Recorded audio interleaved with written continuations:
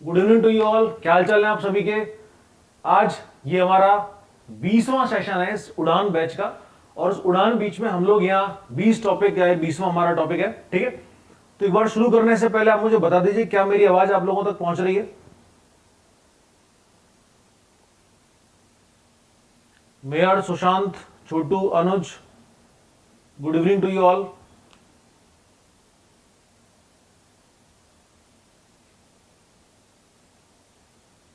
मेरी आवाज आप लोगों तक पहुंच रही है तो एक बार बता दीजिए।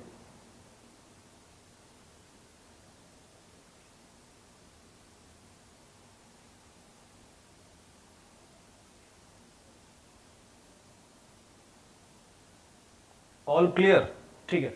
तो हम उड़ान बैच में जो हमने आपसे वादा किया था कि आपको कम से कम 20 टॉपिक हम इसमें करवाएंगे, और 20 टॉपिक वो हैं जो कि आपके एग्जाम के हिसाब से सबसे ज्यादा इंपॉर्टेंट टॉपिक्स हैं। तो ये हमारा 20वां लास्ट टॉपिक है। ठीक है, तो अब कल से जो हमारा सेशन स्टार्ट होगा ना, उस सेशन में हम क्या करेंगे कि हमने जो ये सारे टॉपिक्स पढ़े उन सबके क्वेश्चंस होंगे। तो कल से जो हमारा सेशन स्टार्ट होगा वो इसका रिवीजन होगा।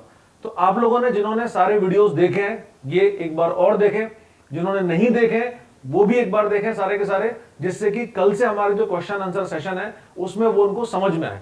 तो क्वेश्चन आपके समझ में तभी आएंगे जब आप इन सारे के सारे सेशंस को देख लेंगे। ठीक है, तो एग्जाम के हिसाब से सारे इंपॉर्टेंट टॉपिक्स हमने कवर किए, मैक्सिमम क्वेश्चंस भी उसमें से कवर होंगे। और बाई चांस कोई ऐसा क्वेश्चन होता है, क्योंकि देखिए इकोनॉमिक्स में और बैंकिंग में क्या होता है कि जनरली जो क्वेश्चंस आते हैं वो अप्लाइड क्वेश्चंस होते हैं, यानी ऐसे क्वेश्चंस होते हैं जो वर्ड टू वर्ड वैसे नहीं होते जिस तरह के हमने पढ़ा होता है या सुना होता है, तो अप्लाइड या एप्लीकेशंस वाले क्वेश्चंस होते हैं। तो इसीलिए इकोनॉमिक्स में ये बहुत जरूरी होता है आपको कि क्या कि आप जब भी टॉपिक पढ़ें उसके बाद उन क्वेश्चंस को जरूर रिवाइज करें। अगर आप क्वेश्चंस नहीं देखोगे तो आपका कुछ भी समझ में नहीं आएगा। तो हर क्वेश्चन को बहुत तरीके से ये यहां पर समझना, उसको एनालाइज करना बहुत जरूरी है। तो आज के सेशन के बाद कल से जो हमारा राउंड अप स्टार्ट होगा वो क्वेश्चन आंसर राउंड होगा। ठीक है, तो केबीसी टाइप हम लोग खेलेंगे वहां पे, तो वो स्टार्ट करेंगे उसको। ठीक है, तो आज का जो हमारा टॉपिक है उसका नाम है वर्ल्ड ऑर्गेनाइजेशंस। इस वर्ल्ड ऑर्गेनाइजेशन में हम लोग वर्ल्ड बैंक के जितने भी सब्सिडियरी ऑर्गेनाइजेशंस हैं, चाहे वो आईबीआरडी हो या वो आईएमएफ हो, वो मीगा हो, वो आईडीए हो, उन सब के बारे में पढ़ेंगे। फिर एशियन डेवलपमेंट बैंक और न्यू डेवलपमेंट बैंक, तो ये जितने भी मल्टीलेटरल फाइनेंशियल इंस्टीट्यूशंस हैं इसका ये कंबाइंड क्लास हमारी है। ठीक है,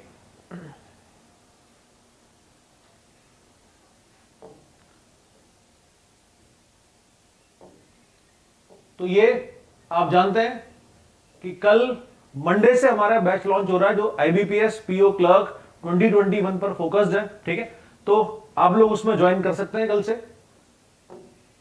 ये उसकी फीस रखी गई है। Maths, reasoning, English separate courses भी हैं और इंटीग्रेटेड कोर्स भी है।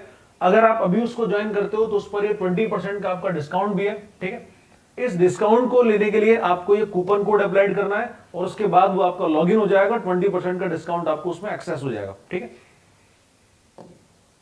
तो ये आज का जो हमारा टॉपिक है सबसे पहला वो है वर्ल्ड बैंक। तो वर्ल्ड इंस्टीट्यूशंस में, वर्ल्ड ऑर्गेनाइजेशन में सबसे पहला और सबसे जरूरी जो इंस्टीट्यूशन है वो कौन सा है? World bank.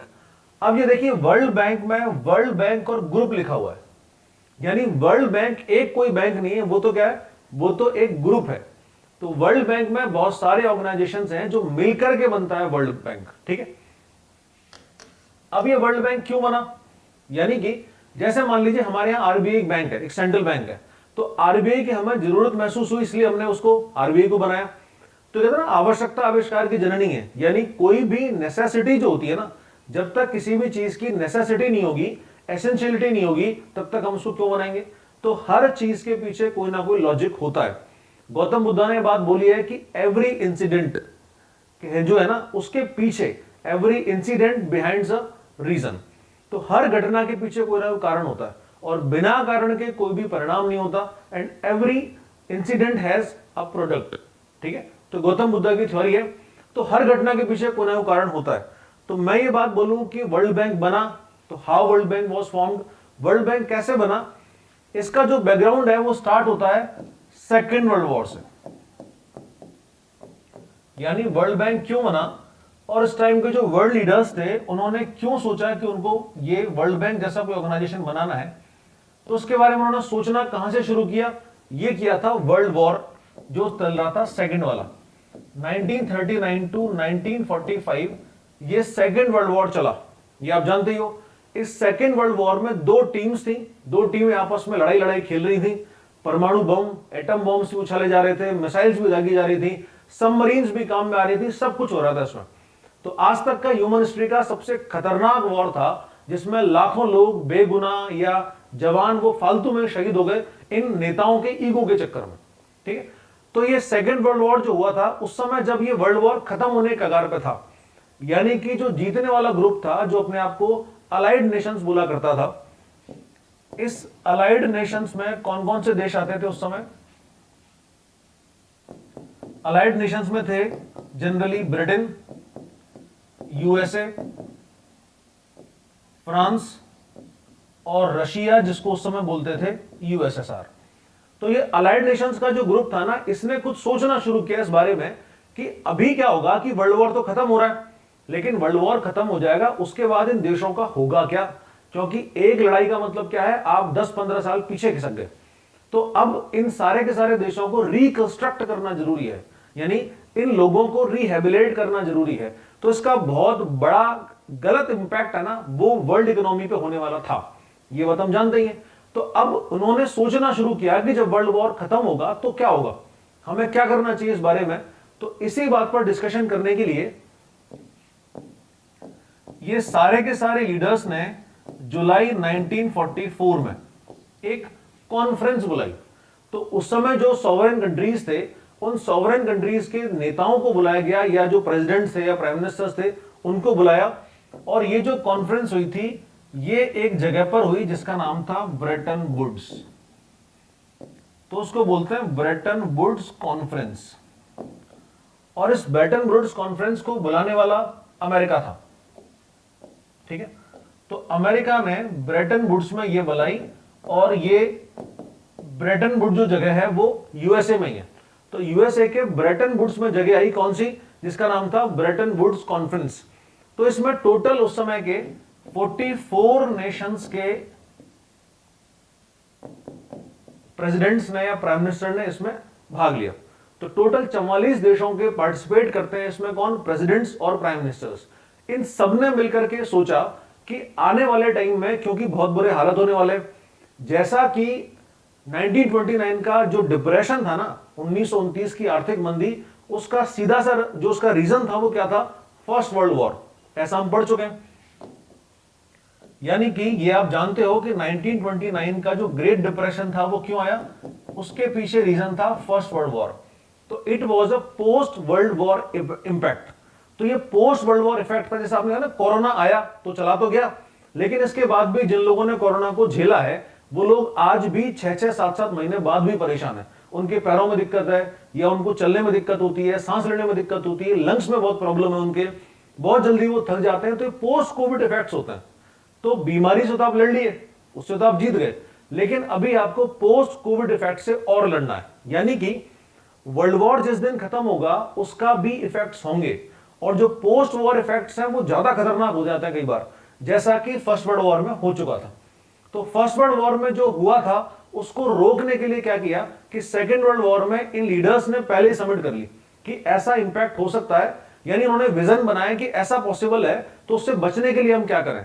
तो उससे बचने के लिए उन्होंने बोला कि हम लोग मिलकर के एक ऑर्गेनाइजेशन बनाते हैं, और वो ऑर्गेनाइजेशन कौन सा होगा? वो ऑर्गेनाइजेशन होगा वर्ल्ड बैंक। तो जैसे ये लोग बात कर रहे थे उधर यूनाइटेड नेशंस के बारे में, उसी के साथ साथ इन्होंने वर्ल्ड बैंक के बारे में और सोचना शुरू किया। तो एक तरह से यूनाइटेड नेशंस और वर्ल्ड बैंक ये दोनों साथ साथ में दोनों ने जन्म लिया। तो जितना पुराना यूएनओ है उतना ही पुराना वर्ल्ड बैंक भी है। ठीक है, यूएनओ का अपना अलग फंक्शन है। यूएनओ का फंक्शन क्या है कि उसको थर्ड वर्ल्ड वॉर को हर तरह से रोकना है। ठीक है, अभी आपने देखा कि मोदी जी वहां पर गए थे, तो वहां पर पाकिस्तान की जो बातें थी वो उनके सामने रखी। तो जो डिस्प्यूट्स है ना, आपस के जो डिस्प्यूट्स हैं, उन डिस्प्यूट्स को रिजॉल्व करने के लिए यूनाइटेड नेशंस का एक स्टेज दिया गया। तो एक वर्ल्ड स्टेज में जहां पर हर देश अपनी डिस्प्यूट्स को रिजॉल्व कर सकता है, वो बायलैटरल एग्रीमेंट्स कर सकता है, मल्टीलैटरल एग्रीमेंट्स कर सकता है। उसी तरह से WTO एक और ऑर्गेनाइजेशन तैयार किया गया जिसमें कि सारे के सारे जो कंट्रीज हैं वो आपस में मिलकर के अपना इकोनॉमिक डेवलपमेंट की बात कर सकें, अपने लिए इजी लोन्स ले सकें।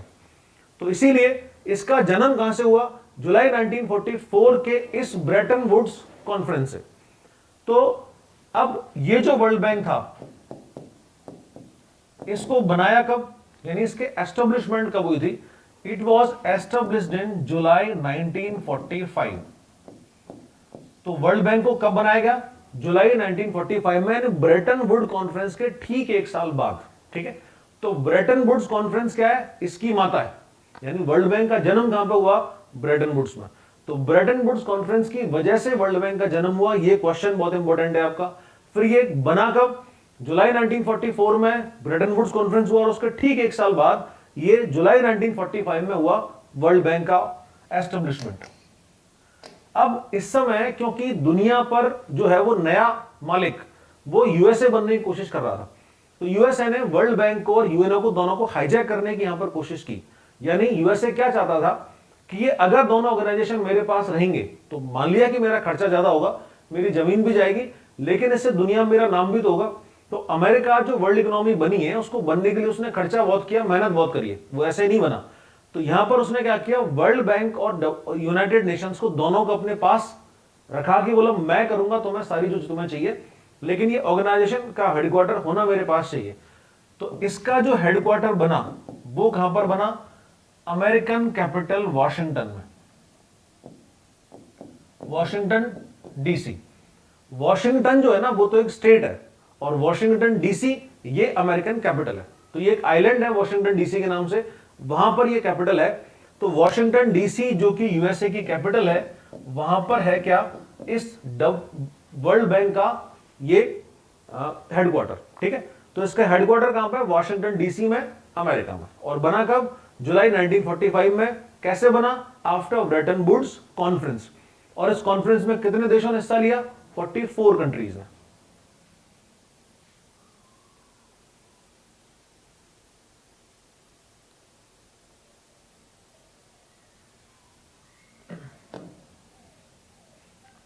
थैंक यू अनमोल।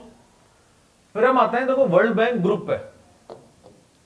तो वर्ल्ड बैंक ग्रुप में टोटल ये 5 अलग अलग ऑर्गेनाइजेशंस हैं। तो ये 5 ऑर्गेनाइजेशंस मिलकर के बनते हैं वर्ल्ड बैंक ग्रुप। इसमें पहला है, थोड़ा सा बड़ा कर दिया तो शायद आपको समझ में नहीं आ रहा हो, कोई बात नहीं है, ये अगली जो स्लाइड्स हैं उसमें क्लियरली अलग अलग सब फॉर्म पढ़ेंगे। तो सबसे पहला है IBRD। ये है IBRD यानी international bank for reconstruction and development. तो सबसे पहला ग्रुप में मेंबर कौन सा है इसका, international bank for reconstruction and development. दूसरा है IDA यानी इंटरनेशनल डेवलपमेंट एसोसिएशन। तो पहला तो IBRD है, दूसरा IDA यानी इंटरनेशनल डेवलपमेंट एसोसिएशन। इन सब के क्या फंक्शन है, कौन सा कब बना, प्रेसिडेंट कौन है, इन सब पर हम बात करेंगे। फिर है IFC यानी इंटरनेशनल फाइनेंस कॉर्पोरेशन। इन सब ऑर्गेनाइजेशंस के अलग अलग जो है वो काम है। फिर इसके बाद है मीगा। मीगा यानी मल्टीलेटरल इन्वेस्टमेंट गारंटी एजेंसी। तो मल्टीलेटरल इन्वेस्टमेंट गारंटी एजेंसी ये क्या है, ये एक और ऑर्गेनाइजेशन है यूएनओ का, वर्ल्ड बैंक का। और दूसरा है ICSID यानी international centre for resettlement and investment disputes. तो इस तरह से टोटल ये 5 ऑर्गेनाइजेशंस हैं, IBRD, IDA, IFC, मीगा और ICSID। ये पांचों मिलकर के बनता है वर्ल्ड बैंक ग्रुप। तो हम जिसको वर्ल्ड बैंक बोलते हैं वो जनरली वर्ल्ड बैंक क्या है, उस वर्ल्ड बैंक में टोटल ये 5 अलग अलग ऑर्गेनाइजेशंस हैं। अब ये पांचों किस तरह से बने, इनका सबका ऑब्जेक्टिव क्या है, फंक्शन क्या है, अब हम उस पर बात करते हैं। अभी इसमें पहले है WTO के ऑब्जेक्टिव, सॉरी इसके वर्ल्ड बैंक के ऑब्जेक्टिव, यानी वर्ल्ड बैंक क्यों बनाया, उसके पीछे रीजन क्या है। उसमें सबसे पहला है eradicate extreme poverty and hunger. तो पहला ऑब्जेक्टिव क्या है इसका, क्यों बनाया गया इसको, eradicate extreme poverty and hunger, यानी कि ये जो पूर्ण गरीबी है, भयंकर गरीबी है, इसको और भूख को दोनों को खत्म करना है, यानी गरीबी और भुखमरी दोनों को खत्म करने के लिए। दूसरा, अचीव यूनिवर्सल प्राइमरी एजुकेशन। तो ये एक बहुत बड़ा टारगेट है क्या, कि सब कोई लिटरेट या साक्षर होना चाहिए, तो कम से कम जो प्राइमरी एजुकेशन है उसको तो वो अचीव करें ही करें। थर्ड, प्रमोट जेंडर इक्वलिटी, क्योंकि जेंडर डिस्पैरिटीज बहुत ज्यादा है हर जगह है, हमारे यहां जितनी उससे कहीं ज्यादा और भी देशों में, तो इस जेंडर इसको इक्वलिटी को प्रमोट करना है। इंप्रूव मेंटल हेल्थ, यानी मानसिक स्वास्थ्य को बढ़ाना, उसका विकास करना। रिड्यूस चाइल्ड मोर्टेलिटी, तो बाल मृत्यु दर को कम करना। चाइल्ड मोर्टेलिटी का मतलब क्या होता है कि बच्चे ने जन्म लिया लेकिन वो सस्टेन नहीं कर पाया, वो नहीं बच पाया। अब इसके पीछे रीजन बहुत सारे हो सकते हैं, जैसे कि मान लीजिए मां जो थी उसकी, जो मदर थी उसकी, उसको प्रेगनेंसी के टाइम में सही न्यूट्रिशन नहीं मिला, एक ये रीजन हो सकता है। दूसरा ये रीजन हो सकता है कि बच्चे को न्यूट्रिशन नहीं मिला, ये भी रीजन है। तीसरा रीजन है कि उसको सही हॉस्पिटल फैसिलिटीज नहीं मिली, मेडिकल सर्विसेज नहीं मिली, या उसको वैक्सीनेशन नहीं हुआ, या होते ही कोई ऐसी बीमारी लग गई जिसका कोई इलाज नहीं है। तो इन सबका केवल एक ही तरीका है क्या, कि प्रेगनेंसी के टाइम में उसको पूरी तरह से न्यूट्रिशियस फूड अवेल करवाए, और दूसरा हॉस्पिटल सर्विसेज इंप्रूव हो, तो चाइल्ड मोर्टेलिटी इस तरह से रोक सकती है। ये इंप्रूव मेंटल हेल्थ दोबारा आ गया इसमें। Combat HIV, malaria and other diseases, तो HIV, मलेरिया और इस तरह की और जो बीमारियां उनको दूर करना है। एंश्योर एनवायरमेंटल सस्टेनेबिलिटी, यानी कि ये जो मामला है किसका, पर्यावरण का, तो पर्यावरण को सतत बनाना यानी सस्टेन बनाना है। इसका मतलब क्या, कि हमारा जो कोशिश है वो क्या है, कि किसी भी तरह से ये जो नेचर का जो ऑर्डर है ये हमेशा बना रहे। तो एनवायरमेंट में सस्टेनेबिलिटी का मतलब क्या हुआ, कि एनवायरमेंट को सस्टेन करना है, उसका नुकसान नहीं करना है। तो हम ऐसे प्रोजेक्ट लेकर के आए जो एनवायरमेंट को बनाने वाले हो, उसको बिगाड़ने वाले नहीं हो। Develop a global partnership for development, तो एक वैश्विक साझेदारी यानी ग्लोबल पार्टनरशिप को विकास करना है। तो जब तक ये ग्लोबल पार्टनरशिप नहीं होगी, हमारे पास कोई और एक्सपर्टीज है किसी चीज में, अमेरिका के पास किसी और चीज में, रशिया के पास किसी और चीज में, चाइना के पास किसी और चीज में, तो ये सारे के सारे एक्सपर्ट जो है आपस में मिल जाएं तो वर्ल्ड की बहुत सारी समस्याएं दूर हो सकती हैं।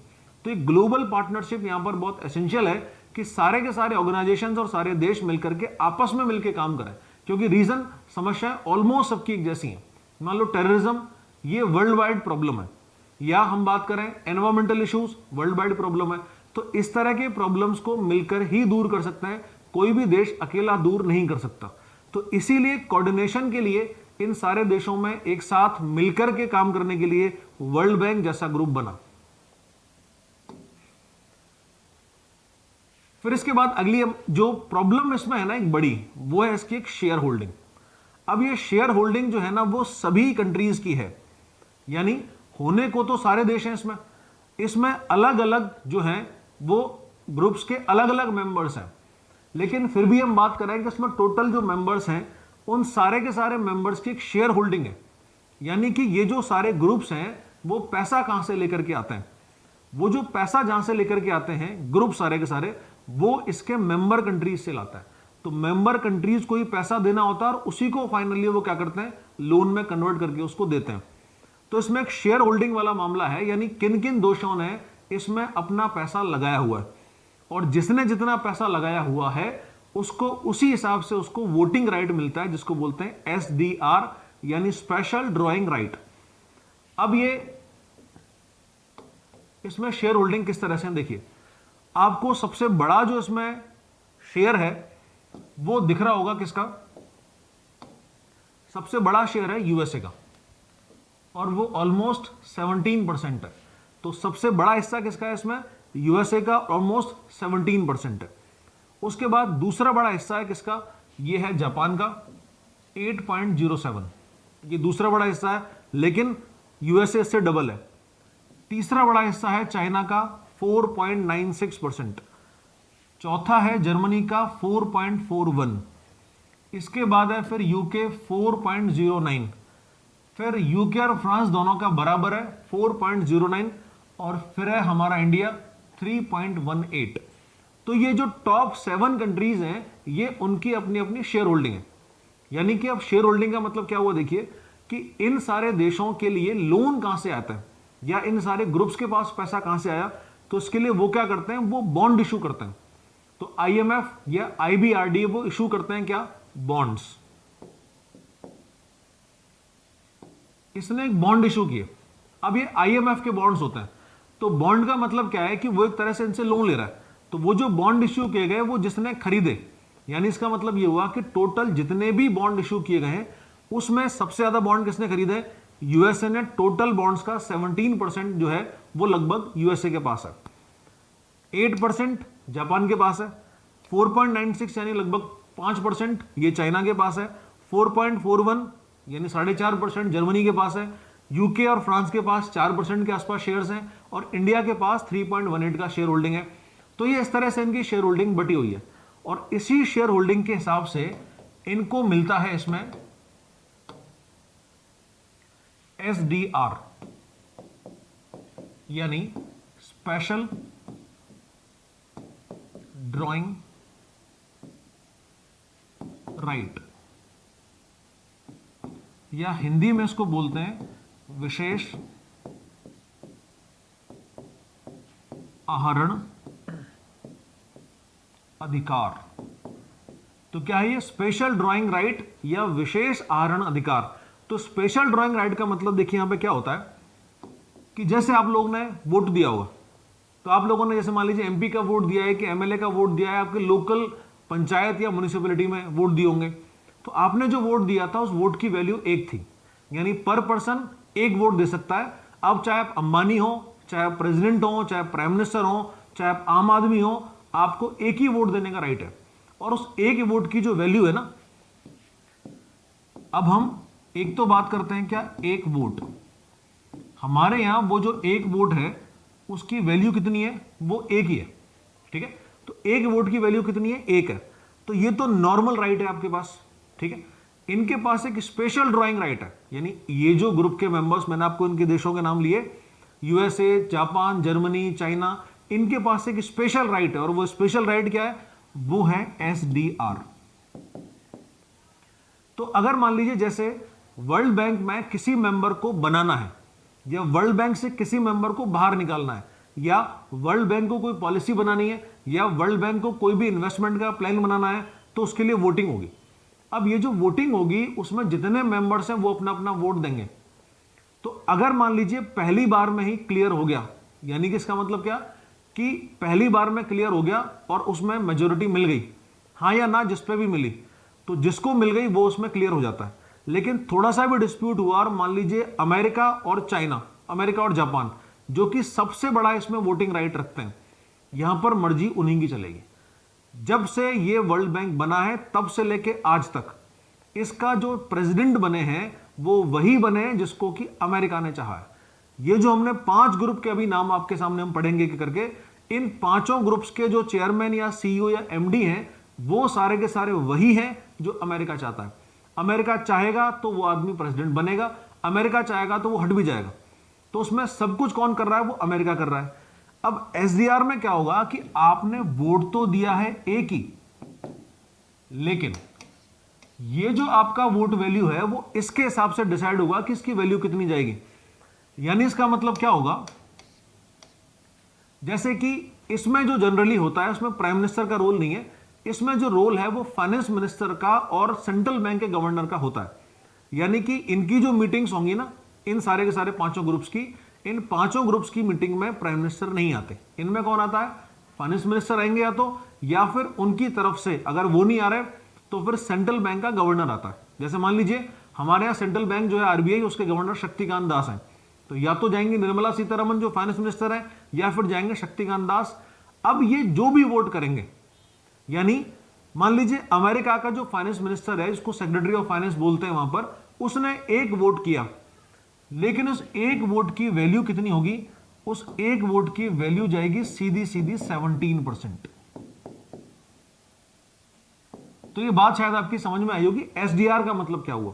वोट तो देने वाला एक ही आदमी है, लेकिन ये मान के चलो कि अमेरिका के 17 लोगों ने एक साथ हाथ खड़े कर दिए, तो उसका वोट तो गया एक, लेकिन वो काउंट कितना होगा? 17। तो अब 17 से ऊपर फिर आगे मामला चालू होगा। अब जापान ने वोट तो एक ही दिया है, लेकिन वो कितना माना जाएगा? 7%। तो ये इस तरह चलता है। भारत ने वोट तो दिया एक, लेकिन वो काउंट कितना होगा? 3। तो इस तरह से एसडीआर में एक वोट जो होगा उसकी वैल्यू अलग अलग डिसाइड होती चली जाएंगी उनके स्पेशल ड्राइंग राइट के हिसाब से।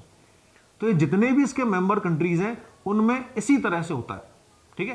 तो जहां भी कोई भी डिस्प्यूट होता है, जहां भी कोई भी पॉलिसी मेकिंग काम होता है या किसी मेंबर को इंक्लूड करना होता है, वहां पर सारा काम एसडीआर के थ्रू होता है। तो इसीलिए इसमें वही होगा जो अमेरिका चाहेगा। जब भारत 1991 में वर्ल्ड बैंक से लोन लेने गया, आज की स्थिति में दुनिया में जितने भी इसके बोरोवर्स हैं ना, जिन्होंने इससे कर्जा ले रखा है, उसमें हम नंबर 1 पे हैं। तो भारत की रैंक वर्ल्ड बैंक से बोरोइंग करने में और उधार लेने में नंबर 1 पे आती है। तो अब यहां पर क्या होता है कि भारत ने जब 1991 में इनके पास गया, वर्ल्ड बैंक के पास, कि हमें हमारे खर्चों के लिए पैसा चाहिए, हालत बहुत खराब चल रही है, तो अमेरिका ने वर्ल्ड बैंक को बोला कि इनको पैसा तब मिलेगा जब ये अपनी इकोनॉमी चेंज करेंगे, उसका मॉडल चेंज करेंगे। तो वर्ल्ड बैंक और अमेरिका के दबाव में आकर के हमने न्यू इकोनॉमिक पॉलिसी लॉन्च की और हमारी इकोनॉमी को क्लोज्ड इकोनॉमी से ओपन इकोनॉमी बना दिया। तो वहां पर सब कुछ किसका हाथ चलेगा? अमेरिका का। अमेरिका जो चाहेगा वहां पर वही होगा। तो ये उसका क्या हुआ? ये उसका एसडीआर, स्पेशल ड्राइंग राइट हुआ। ठीक है। अब इसमें सबसे पहला जो है वो है IBRD, यानी international bank for reconstruction and development. तो IBRD का मतलब क्या है?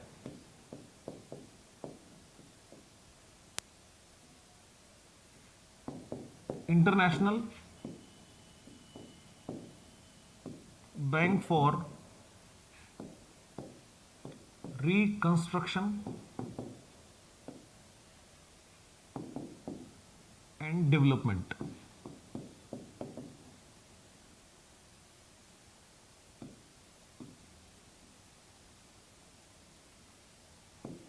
यानी हिंदी में इसको बोलेंगे अंतरराष्ट्रीय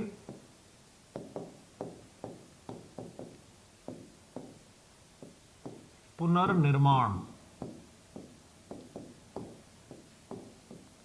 एवं विकास बैंक। तो इंग्लिश में तो है IBRD, यानी international bank for reconstruction and development, और हिंदी में क्या है? अंतरराष्ट्रीय, हिंदी में है अंतरराष्ट्रीय पुनर्निर्माण एवं विकास बैंक। ठीक है। तो ये जो IBRD है, इसका फंक्शन सीधा सा क्या है? आप इसके नाम की तरफ जाओ। मैंने आपको बोला है कि जहां पर कहीं भी कंफ्यूज होता हो, उस पर सीधे सीधे उसके नाम में जाओ। तो इस तरह की चीजों का फुल फॉर्म हमेशा याद रखो। जैसे IBRD यानी रिकंस्ट्रक्शन और डेवलपमेंट।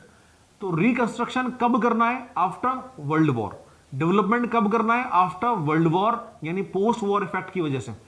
तो वर्ल्ड वॉर के बाद जो प्रॉब्लम्स होने वाली थी, उनको दूर करने का काम किसका था? इस IBRD का काम था। तो IBRD को जो है वो इकोनॉमी को रिकंस्ट्रक्ट करने का काम है।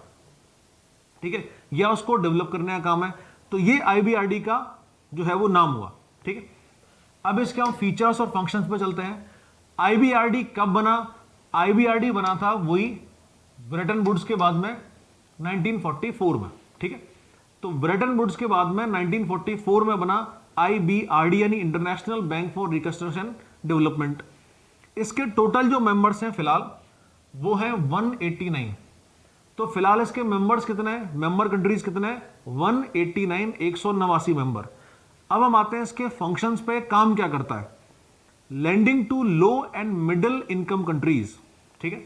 तो जो छोटे इनकम वाले देश हैं और मध्यम आय वाले देश हैं, तो कम और मध्यम आय वाले देश यानी कि लो एंड मिडिल इनकम कंट्रीज को ये उधार देता है या उनको लोन देता है। Long term loans. अगला इसका बड़ा काम क्या है? Long term loans. और ये जो लॉन्ग टर्म लोन्स है ना, इनका टर्म है या पीरियड है 30 ईयर्स।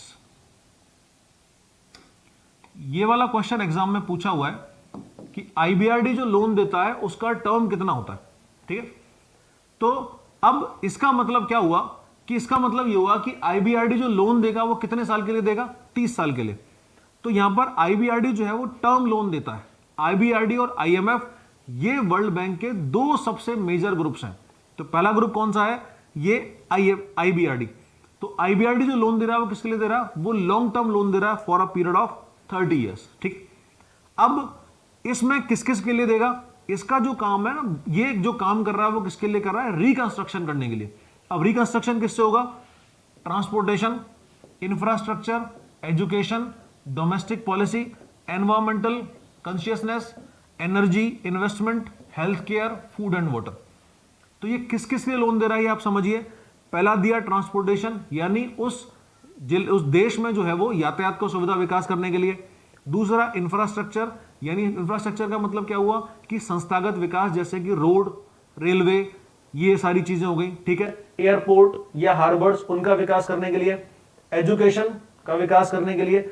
डोमेस्टिक पॉलिसी, जो घरेलू नीतियां हैं, जिसमें मान लीजिए वो जो लोअर क्लास हैं उनके लिए कोई सोशल वेलफेयर प्रोग्राम्स लेके आ रहे हैं उनके लिए। एनवायरमेंटल कॉन्शियसनेस, मैंने बताया बहुत बड़ी समस्या है, तो एनवायरमेंटल चेंज से लड़ने के लिए वो लोन देता है। एनर्जी इन्वेस्टमेंट, क्योंकि एनर्जी के बिना कोई भी डेवलपमेंट नहीं हो सकता, आप जानते हो उस बात को, तो इसलिए एनर्जी एफिशिएंसी यहां पर जरूरी है, उसके लिए लोन देगा। हेल्थ केयर, हॉस्पिटल्स के लिए लोन देगा, या जैसे हमने मान लीजिए कोरोना इफेक्ट जो आया उसके लिए लोन चाहिए, उसके लिए भी देगा। और फूड एंड वाटर, तो ये इन सारी चीजों के लोन देता है, ठीक है। तो यहां जो हमें समझना है वो क्या समझना है, एक तो कि आईबीआरडी का जो काम है वो क्या है, ये लॉन्ग टर्म लोन देता है। इस तरह के लोन्स जो कम से कम 30 साल के लिए होते हैं, ठीक है।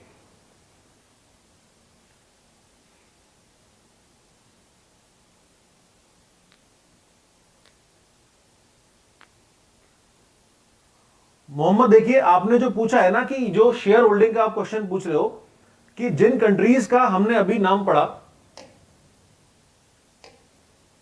ये वाला आप इनकी बात कर रहे हो कि ये जो है सारे के सारे, ये 1 2 3 4 5 6 7, इन 7 देशों के पास ऑलमोस्ट 50% का शेयर होल्डिंग है। तो आप ये समझ सकते हो कि टोटल जैसे अभी इसके कितने देश हैं, इसमें लगभग 150 के आसपास देश हैं, तो केवल 7 के पास 50% और बाकी जो बचे 140 के आसपास उनके पास 50% है। तो 7 कंट्रीज जो हैं वो 50% की शेयर होल्डिंग रखते हैं और बाकी 50% पर 140 देश हैं। यही फर्क मैं आपको समझा रहा था कि यही इसकी बड़ी प्रॉब्लम भी है। आईबीआरडी को पहले बनाया गया इसमें क्योंकि आईबीआरडी जरूरी था, क्योंकि आईबीआरडी की वजह से क्या लोगों को, उन कंट्रीज को लोन मिलने वाला था। एक चीज और थी कि ये जो सारे के सारे ग्रुप्स हम पढ़ रहे हैं ना, ये सारे के सारे ग्रुप्स जो डीलिंग करते हैं, यानी इन ग्रुप्स को जो लोन देना होता है वो केवल ये वर्ल्ड बैंक में, जैसे ये जो आईबीआरडी लोन देगा, आईबीआरडी का लोन केवल सॉवरेन गवर्नमेंट के लिए होता है। आईबीआरडी लोन केवल किसको देता है? सॉवरेन गवर्नमेंट, यानी संप्रभु सरकार। अब इस संप्रभु सरकार का मतलब क्या हुआ? ये संप्रभु सरकार या सॉवरेन गवर्नमेंट कैसी है? सॉवरेन गवर्नमेंट का मतलब है ऐसी गवर्नमेंट जिसको कि बाकी देशों ने अप्रूवल दे रखा हो। पहली कंडीशन, जितना भी उसका जो बॉर्डर है, टेरिटरी है, उस पर पूरे का अधिकार हो और वो अपने ही देश में रह करके अपना शासन चलाती हो। जैसे कि मान लीजिए तालिबान के जो प्रेसिडेंट थे वो सारे के सारे भाग गए, ठीक है, सॉरी अफगानिस्तान के प्रेसिडेंट वहां से भाग गए, तो अफगानिस्तान के प्रेसिडेंट तो वहां से भाग गए। अब वो मान लीजिए फ्रांस में या ब्रिटेन में जाकर के अपनी सरकार चलाने की कोशिश करते हैं और वो कल को इस बात के लिए जो है वो पैसा मांगते हैं आईबीआरडी से, तो आईबीआरडी उनको पैसा नहीं देगा।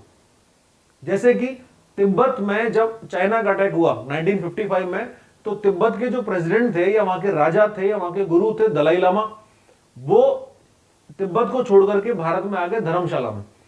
अब धर्मशाला में उनकी जो सरकार चल रही है, उस तरह की सरकार को बोलते हैं इन एक्साइल गवर्नमेंट या निर्वासित सरकार। तो वो जो सरकार है वो कैसी है? वो इन एक्साइल गवर्नमेंट या निर्वासित सरकार है। तो ये सरकार सॉवरेन गवर्नमेंट नहीं है, तो सॉवरेन गवर्नमेंट नहीं है तो कैसी? इन एक्साइल गवर्नमेंट है। तो इस तरह की सरकार को आईबीआरडी लोन नहीं देगा। ये 1944 में बना, भारत का आजाद हुआ 1947 में, और 1947 में आजाद होने के बाद हम सॉवरेन गवर्नमेंट बने। तो सिचुएशन में आईबीआरडी ने हमें लोन देना कब शुरू किया? 1947 के बाद। 47 से पहले उसने हमें लोन नहीं दिया। तो जब तक कोई फ्री कंट्री नहीं होगा, इंडिपेंडेंट नहीं होगा और सॉवरेन नहीं होगा या संप्रभु नहीं होगा, तब तक वो कोई भी लोन नहीं देगा। तो ये आईबीआरडी का एक खास विशेषता है कि वो ना तो किसी कंपनी से डीलिंग कर रहा, ना वो किसी और गवर्नमेंट से डीलिंग कर रहा, उसको केवल सॉवरेन गवर्नमेंट से मतलब है। जैसे कि चाइना के नाम पर 2 सरकारें चलती हैं, आपको शायद पता होगा, चाइना और ताइवान। ताइवान को इसी वजह से वर्ल्ड बैंक से बाहर निकाल दिया गया और सॉरी चाइना के साथ तो ये डील करता है आईबीआरडी, लेकिन ताइवान के साथ ये डील नहीं करता, क्योंकि ताइवान गवर्नमेंट सॉवरेन गवर्नमेंट नहीं है।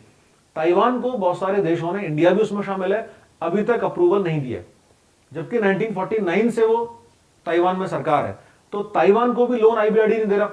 तो इस तरह के जितने भी एरियाज होंगे उनको आईबीआरडी लोन नहीं देगा, केवल किसको देगा, ये सॉवरेन गवर्नमेंट्स को। ठीक है, फिर अगला है आईएमएफ यानी इंटरनेशनल मॉनेटरी फंड। तो दूसरा जो हमारा इसका ग्रुप है उसका नाम है इंटरनेशनल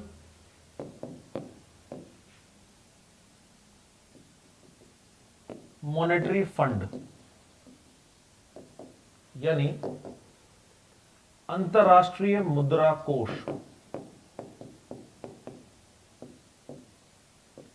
तो ये क्या है, अंतरराष्ट्रीय मुद्रा कोष।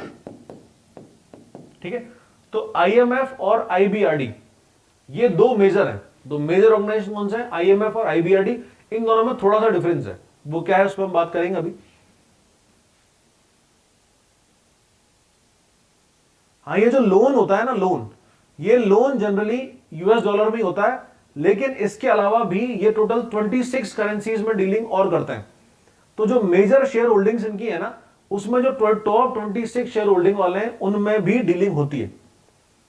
तो डॉलर में भी होती है और साथ में इसमें भी होती है।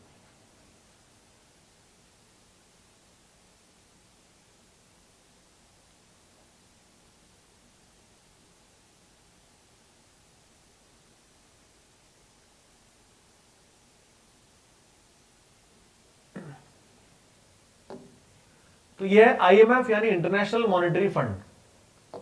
आईएमएफ जो है वो कब बना, 1945 में। तो इंटरनेशनल मॉनेटरी फंड कब बना, 1945 में। इसके जो मेंबर कंट्रीज हैं वो है कितने, 190, और इसकी जो चेयरमैन है वो है क्रिस्टलिना जॉर्जिएवा। तो क्रिस्टलिना जॉर्जिएवा इस पूरे के पूरे ग्रुप की प्रेसिडेंट है। इसके पहले जिम कॉन्ग युन थे, जो कि उसके साउथ कोरिया के रहने वाले थे, लेकिन बनाया उनको यूएसए ने था। और ये जो है बुल्गारिया की क्रिस्टलिना जॉर्जिएवा, ये भी यूएसए की बनाई हुई है। तो यूएसए जिसको चाहेगा उसको बनाएगा। तो ये जो है ना क्रिस्टलिना जॉर्जिएवा, ये पूरे के पूरे वर्ल्ड बैंक ग्रुप की ही प्रेसिडेंट है।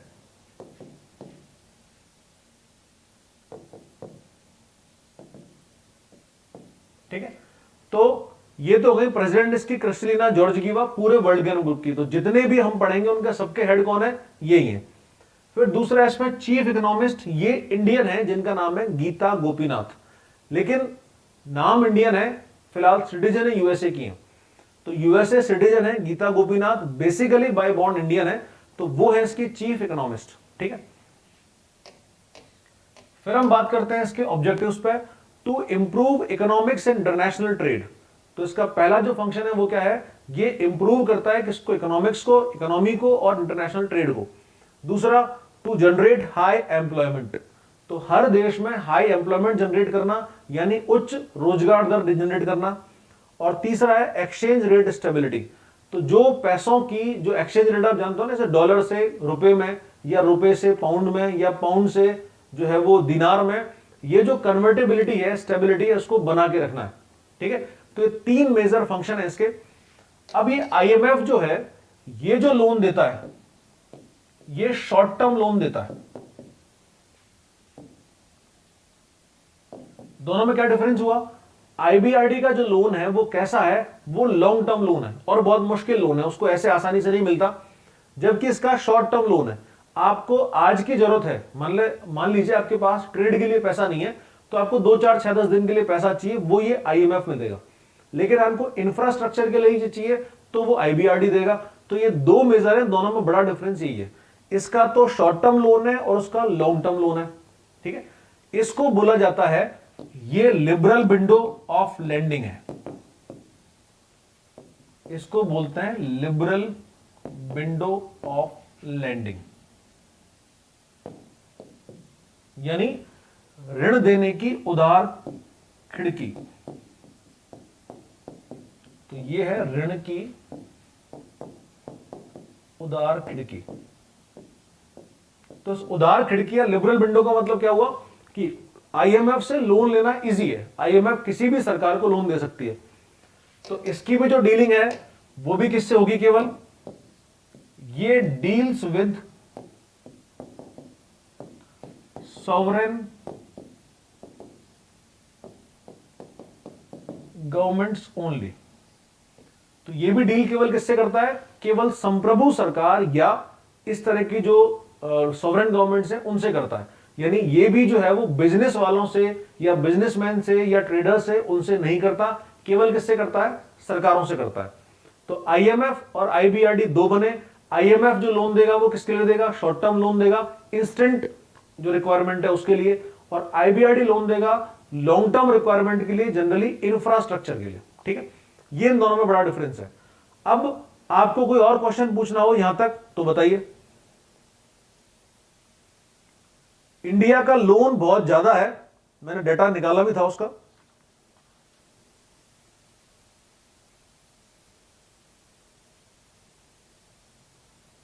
हाँ जी, इंडिया का लोन है $27.1 बिलियन।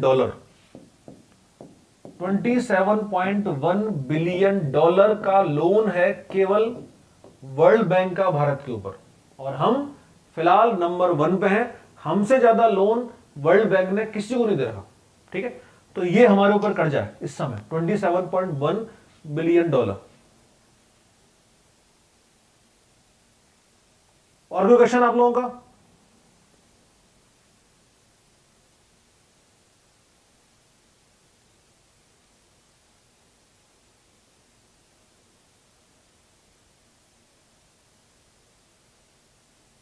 कोई भी क्वेश्चन नहीं है, फिर हम आगे बढ़े।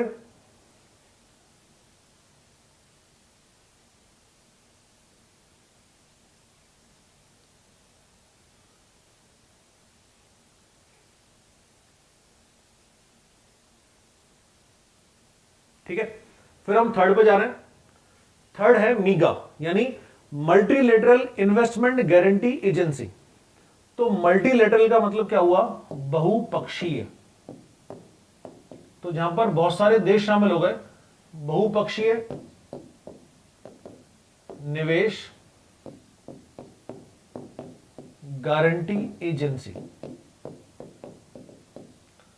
तो मीगा क्या है कि इन्वेस्टमेंट की गारंटी लेने वाला ऑर्गेनाइजेशन है। ठीक है, तो ये मल्टीलेटरल इन्वेस्टमेंट गारंटी एजेंसी, यानी वो गारंटी लेता है किसकी, इन्वेस्टमेंट की। इसका मतलब क्या हुआ,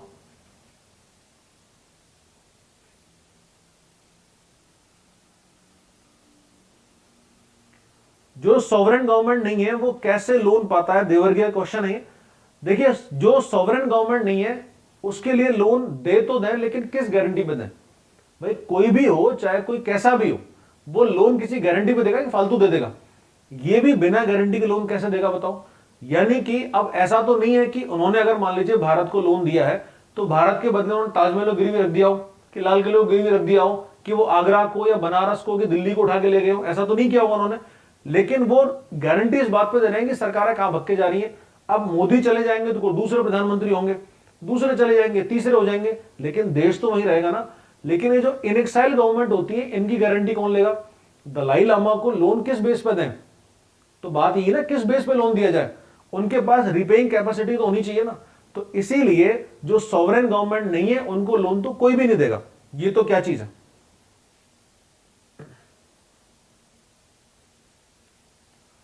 हाँ, आईएमएफ का, आईबीआरडी का, इन सब का प्रेसिडेंट एक ही है, वो जो अभी हमने नाम पढ़ा था, क्रिस्टलिना जॉर्जिएवा। तो क्रिस्टलिना जॉर्जिएवा जो कि बुल्गारिया की रहने वाली हैं, वही इस पूरे वर्ल्ड बैंक ग्रुप की चेयरमैन है या प्रेसिडेंट है।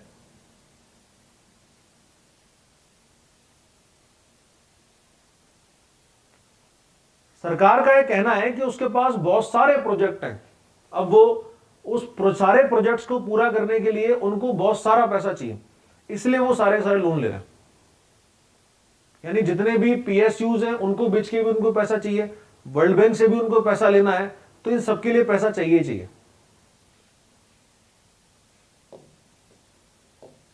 अब देखिए मीगा के बारे में पढ़े हम। मीगा जो है ये बना था 1988 में। तो इट वॉज एस्टेब्लिश्ड इन 1988, 1988 में बना, और इसके टोटल मेंबर हैं कितने, 181। इसके चेयरमैन यानी क्रिस्टलिना जॉर्जिएवा तो पूरी है ही, लेकिन ये केवल इस ग्रुप के चेयरमैन है, इनका नाम है हिरोशी मयंक। तो ये हिरोशी मयंक जो है ये रहने वाले हैं जापान के। तो वो है कौन? वो है चेयरमैन किसके? केवल मीगा के। ठीक है, फिर इसके ऑब्जेक्टिव यानी ये काम क्या क्या करता है। अब इसके जो ऑब्जेक्टिव्स हैं यानी जो इसके उद्देश्य हैं जिनके लिए इसको बनाया है, उसमें सबसे पहला है क्या? Offers political risk insurance and credit enhancement guarantee. तो हम जो बात कर रहे थे कि आईबीआरडी या आईएमएफ लोन किस बेस पे देगा, तो वो लोन इस बेस पे देता है क्योंकि मीगा उनको गारंटी देता है कि आप इसको लोन दो या मत दो। यानी कि आईबीआरडी और आईएमएफ जो लोन देंगे, वो लोन देने से पहले वो मीगा से बातचीत करेंगे और मीगा जो है वो उनको बताएगा कि इसमें रिस्क है, इसमें रिस्क नहीं है, इसको लोन देना है नहीं देना है, और देना है तो कितना देना है, वो ये मीगा बताएगा। तो ये जो पॉलिटिकल रिस्क है इस तरह का, ये उसके लिए काम करता है। जैसे कि मान लीजिए ताइवान सरकार आ गई, सॉरी तालिबान सरकार आ गई, अफगानिस्तान ने जो लोन लिया हुआ मान ले वर्ल्ड बैंक से, वो सारा डूब गया ना। तालिबान कल को अंगूठा दिखा दे, ठेंगा दिखा दे कि नहीं दे रहे जा, तो क्या कर लेगा? अब वर्ल्ड बैंक क्या करेगा? उसके पास कौन सी आर्मी रखी है, या उसने कौन सा कोई इसका तालिबान का जो है वो कोई जगह इसने गिरवी रखी हुई है, तो वो कुछ नहीं कर सकता। तो ये इस तरह के जितने भी रिस्क होते हैं उन सबकी गारंटी कौन देता है? ये देगा। अब वो पैसा वर्ल्ड बैंक का डूब गया, तो अगर कोई भी लोन आईएमएफ ने आईबीआरडी ने अफगानिस्तान के लिए दे रखा है तो वो खत्म है। तालिबान चाहेगा तो उसको पे करेगा, चाहेगा तो नहीं पे करेगा। अगर तालिबान को फ्यूचर में लोन चाहिए तो पे कर देगा, नहीं तो फिर वो उनके पास अफीम है खूब सारे दाग बादाम है, काजू बादाम है, वो खा लेंगे, उसमें कोई दिक्कत उनको नहीं है। ठीक है, अगला है to protect FDI against political and non political risk. तो ये जो एफडीआई होता है, अब चाहे उसका पॉलिटिकल रिस्क हो चाहे उसका नॉन पॉलिटिकल रिस्क हो, उन दोनों ही तरह से वो उसका प्रोडक्शन देगा, ये इसकी है। अब इसमें क्या है, एक तो करेंसी इनकन्वर्टेबल हो रही हो, यानी कि किसी देश की करेंसी दूसरी करेंसी में इनकन्वर्टेबल हो, यानी कि परिवर्तन नहीं हो रहा हो, तो उसमें कन्वर्टेबिलिटी को मेंटेन करने के लिए काम करेगा। यानी इसका मतलब क्या कि मान लीजिए इंडियन करेंसी चाइनीज करेंसी में कन्वर्ट नहीं हो रही है, तो फिर उसकी जिम्मेदारी मीगा की होगी। मीगा इसको जो है वो इजी करके देगा। ठीक है, अगर वॉर वाली कंडीशन होगी तो वो रिस्क कवर करेगा। टेररिज्म और सिविल डिस्टर्बेंस जैसी कोई कंडीशन होगी, या breaches of contract. Breaches of contract का मतलब क्या हुआ कि अगर दो देशों के बीच में एफडीआई को लेकर के कोई समझौता हुआ और दूसरा देश उससे फिर बाद में मुकर गया, तो फिर इस कंडीशन में ये ब्रीचेस ऑफ कॉन्ट्रैक्ट का मामला बनता है, जिसको कि मीगा गारंटी देके उसको दूर करेगा। ठीक है, तो ये जो इसके काम है मीगा क्या, वो बेसिकली किस बात के लिए? वो इस बात के लिए कि वो गारंटी देगा किस पर? इन्वेस्टमेंट पर। तो जब तक मीगा ही गारंटी नहीं होगी तब तक कोई भी दूसरा कंट्री किसी तीसरे में जाकर के क्यों इन्वेस्टमेंट करेगा, क्यों पैसा फंसाएगा अपना? तो वो मीगा उस पर गारंटी देगा और उस पर जो है वो लोन प्रोवाइड करवाएगा। यही काम इनका है। ठीक है,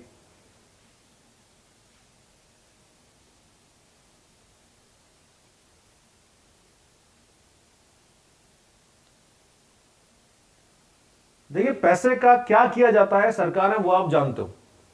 सरकार जितना पैसा हमसे ले रही है उसका 10% ही वापस करके आजकल नहीं दे रही है। ये जितने बड़े बड़े होर्डिंग्स लगते हैं, जितना भी ये प्रचार किया जाता है, वो सब जाता कहां है? वो सब हमारे पैसा का ही तो होता है। तो ये तो सब हो ही रहा है इसमें, तो इसका तुम क्या करें बताओ?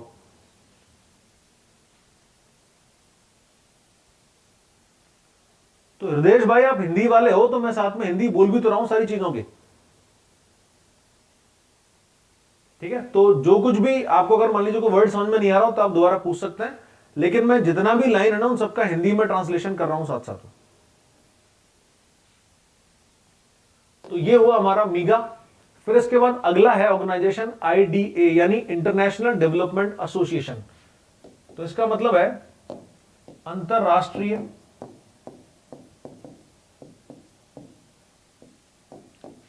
विकास संघ। तो ये है क्या?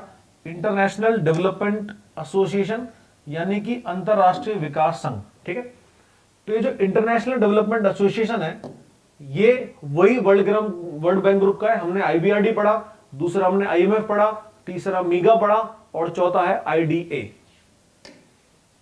अब इसके बारे में पढ़ते हैं हम। ये बना कब? 1960 में। तो इट वॉज एस्टेब्लिश्ड इन 1960। तो 1960 में बनाया गया आईडीए यानी इंटरनेशनल डेवलपमेंट एसोसिएशन। इसकी चेयरमैन वही क्रिस्टीना जॉर्जिएवा, तो वही बुल्गारिया की जो है वही इसकी चेयरमैन ही है। ठीक है, टोटल इसमें मेंबर हैं 173। ठीक है, तो हर ग्रुप के अलग अलग मेंबर्स हैं। फिर इसके बाद अगला है इसके ऑब्जेक्टिव्स, यानी किन उद्देश्यों के लिए, किन ऑब्जेक्टिव्स के लिए बनाया गया है आईडीए को। पहला इसमें concessional loans and grants to the world's poorest countries. तो दुनिया के जितने भी गरीब से गरीब देश हैं उन सारे के सारे देशों को ये कम प्राइस में या कम ब्याज दर वाले लोन उपलब्ध करवाएगा। तो कंसेशनल लोन्स हैं यानी कम ब्याज दर वाले, कटौती वाले लोन्स हैं। ठीक है, और दूसरा क्या है, ग्रांट्स भी है to the world's poorest countries. तो भारत के, दुनिया के जितने भी गरीब से गरीब देश हैं उनको ये लोन देगा। अच्छा, इसमें एक तो वर्ड है लोन और दूसरा वर्ड है ग्रांट। लोन तो आप जानते हो ऋण होता है और ग्रांट का मतलब होता है अनुदान। इन दोनों में क्या डिफरेंस है मुझे बताइए फटाफट से कमेंट्स में कि लोन और ये जो ग्रांट्स हैं इन दोनों में क्या डिफरेंस होता है, बताइए।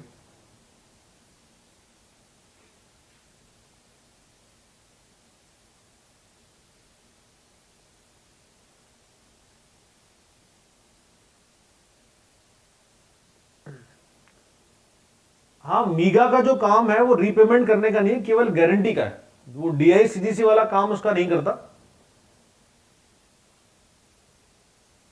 तो आईएमएफ को कोई भी रीपेमेंट नहीं करेगा, वो तो केवल रिस्क कवर करने वाली बात करता है। तो बताइए लोन और ग्रांट में दोनों में डिफरेंस क्या है, बताइए। यानी लोन्स और ग्रांट्स यानी कि ऋण और अनुदान, ये जो दो अलग अलग टर्म है इन दोनों में डिफरेंस क्या हुआ, बताइए।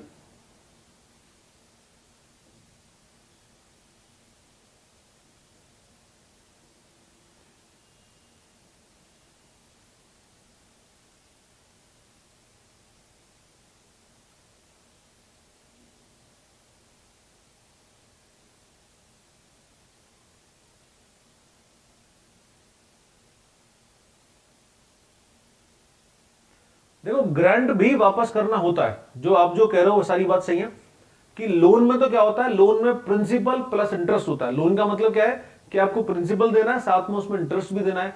लेकिन ग्रांट्स का मतलब क्या है कि आपको केवल जो दिया गया आपको वही वापस करना है बस। तो उसमें आपसे कोई इंटरेस्ट नहीं लिया जा रहा है, यही होते हैं ग्रांट्स। ठीक है, तो ग्रांट्स का रीपेमेंट तो होता है लेकिन विदाउट इंटरेस्ट होता है। लेकिन लोन्स का जो रीपेमेंट है वो प्रिंसिपल प्लस इंटरेस्ट के साथ में होता है। तो ये आईडीए जो है, वो आईडीए जो है ना ग्रुप, ये लोन भी दे रहा है और साथ में ग्रांट्स भी दे रहा है, ये दोनों ही चीजें कर रहा है। फिर इसका जो दूसरा फंक्शन है वो क्या है, रिड्यूस पॉवर्टी यानी कि गरीबी को खत्म करना। तीसरा है largest provider of funds to economic and human development. तो आर्थिक और मानव का जो विकास है ना, इसमें सबसे ज्यादा लोन देने वाला काम ये आईडीए करता है। तो आर्थिक विकास और मानव का विकास, यानी मान लीजिए एजुकेशन का, कोई स्कूल कॉलेज खोलने हो, कोई हॉस्पिटल्स खोलने हो, तो इन सब में सबसे ज्यादा पैसा कहां से आएगा, वो आईडीए से आएगा। तो हर एजेंसी का अपना अपना काम इसमें चल रहा है। तो आईडीए का जो काम है वो क्या है, आईडीए बेसिकली क्या करेगा कि दुनिया से गरीबी को खत्म करने का उसका मेन फोकस है। अब गरीबी को खत्म करने के लिए जो भी प्रोजेक्ट होगा उसको ये फाइनेंस कर सकता है या उसको लोन दे सकता है। अब लोन भी दे सकता है, ग्रांट भी दे सकता है, वो डिपेंड करेगा उस देश की इकोनॉमिक कंडीशन के ऊपर। ठीक,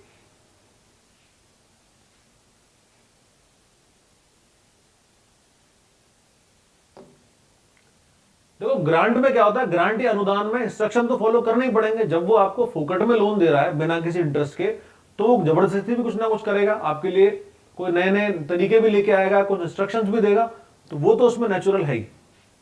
अगला ग्रुप है आईएफसी यानी इंटरनेशनल फाइनेंस कॉर्पोरेशन, यानी अंतरराष्ट्रीय वित्त निगम। तो यह है अंतरराष्ट्रीय वित्त निगम या इंटरनेशनल फाइनेंस कॉर्पोरेशन।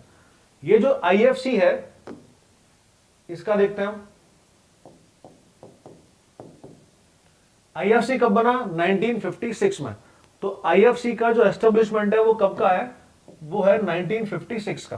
ठीक है, इसके सीईओ है मख्तर दिलो, ये सेनेगल के रहने वाले हैं।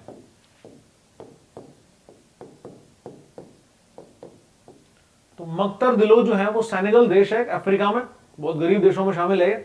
तो सेनेगल के रहने वाले मकतर दिलो वो इसके चेयरमैन है या सीईओ है। इसका ऑब्जेक्टिव इसका एनकरेज इन्वेस्टमेंट, यानी क्या करेगा ये देशों में इन्वेस्टमेंट को प्रमोट करता है, पहला काम।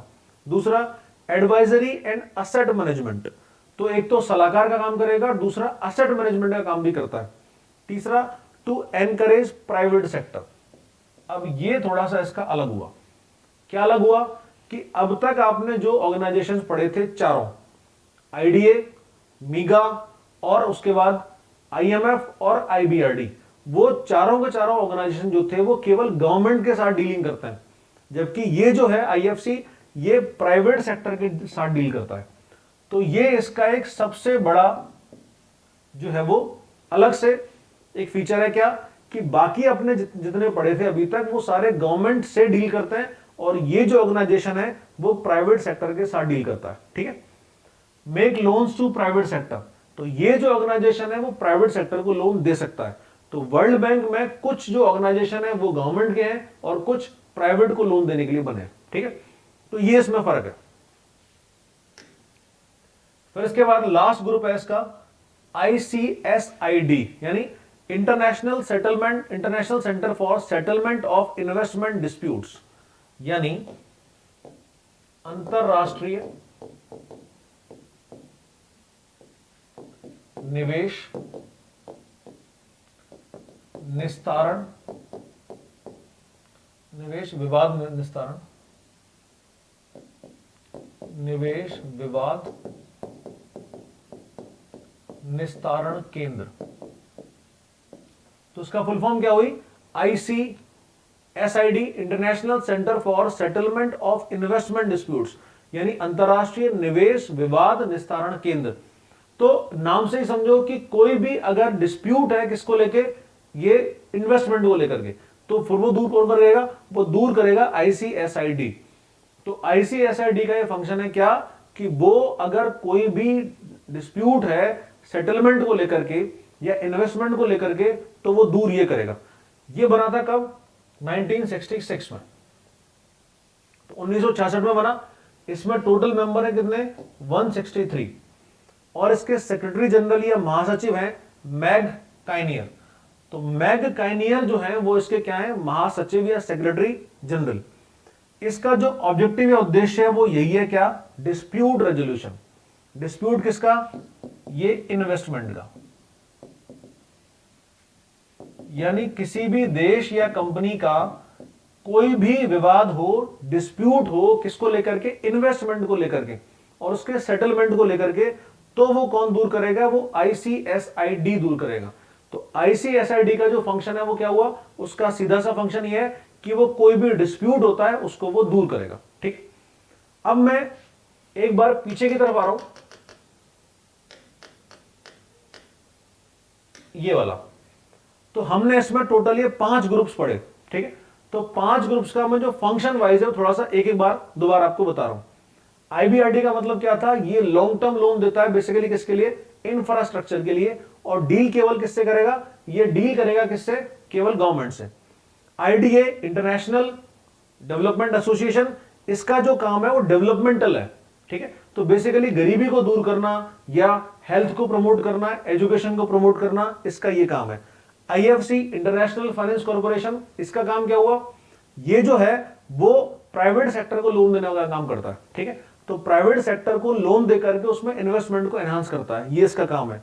मीगा, मल्टीलेटरल इन्वेस्टमेंट गारंटी एजेंसी, तो जितना भी इन्वेस्टमेंट होता है एक से दूसरे देश में, उसमें रिस्क को कवर करना, उसका असेट मैनेजमेंट करना, उनको गारंटी देना, वो सारी जिम्मेदारी किसकी है? वो मीगा की है। ICSID, international centre for settlement of investment and dispute, तो ये क्या करेगा कि जितने भी इन्वेस्टमेंट को लेकर डिस्प्यूट्स हैं उनको रिजॉल्व करेगा, उनका निस्तारण करेगा। ये ICSID का काम है। ठीक है, तो आई होप आपको वर्ल्ड बैंक का सारा समझ में आ गया होगा। अब फिर अब आगे बढ़ते हैं अगले ग्रुप की तरफ जिसका नाम है WTO।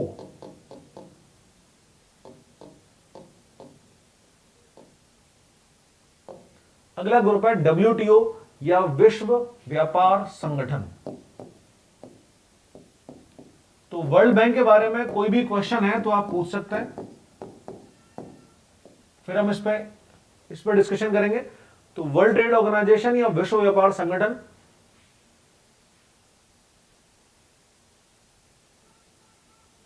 आईएमएफ नहीं था क्या इसमें? आईएमएफ इंटरनेशनल मॉनेटरी फंड जो शॉर्ट टर्म लोन देता है।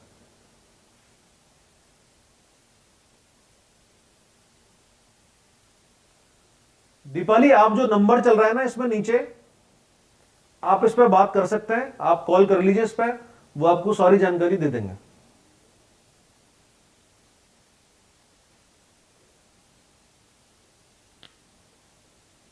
ये जो जितने भी ग्रुप थे ना, ऑर्गेनाइजेशन जो थे, ये सारे के सारे पांचों, इनको फंडिंग शेयर से होती है, यानी ये जो बॉन्ड्स बेचते हैं उन बॉन्ड्स से इनको फंडिंग होती है।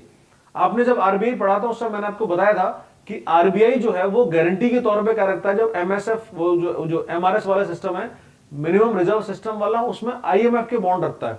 तो आईएमएफ के जो बॉन्ड है ना बहुत हाई वैल्यू वाले बॉन्ड्स होते हैं, और आईएमएफ जो है या आईबीआरडी जो है ना ट्रिपल ए रेटिंग वाली क्रेडिट एजेंसी है। यानी आईएमएफ के बॉन्ड जो है उनकी रेटिंग क्या है? ट्रिपल ए, यानी सबसे अच्छे इसके बॉन्ड्स हैं जो सुपर वैल्यू देके जाते हैं, सुपर रिटर्न देके जाते हैं। तो इसीलिए आईएमएफ के जो बॉन्ड खरीदे जाते हैं उससे आईएमएफ के पास पैसा पहुंचता है, उसी को फिर वो लोन में बांटता है। मैंने आपको बताया कि टोटल 26 करेंसीज हैं जिनमें ये वर्ल्ड बैंक के ग्रुप जो है वो सारे डीलिंग करते हैं। तो टोटल 26 करेंसीज में डीलिंग होती है, मैक्सिमम अमेरिकन डॉलर में होती है।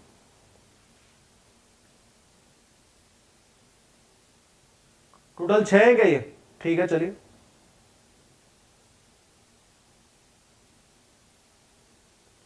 लोन और ग्रांट की टर्म और लिमिट जो है ना वो देने वाले के ऊपर होती है। लोन भी कितना लंबा हो सकता है, ग्रांट भी कितना भी लंबा हो सकता है, ठीक है, लेकिन वो किस तरह दिया जा रहा है वो सरकार जाने।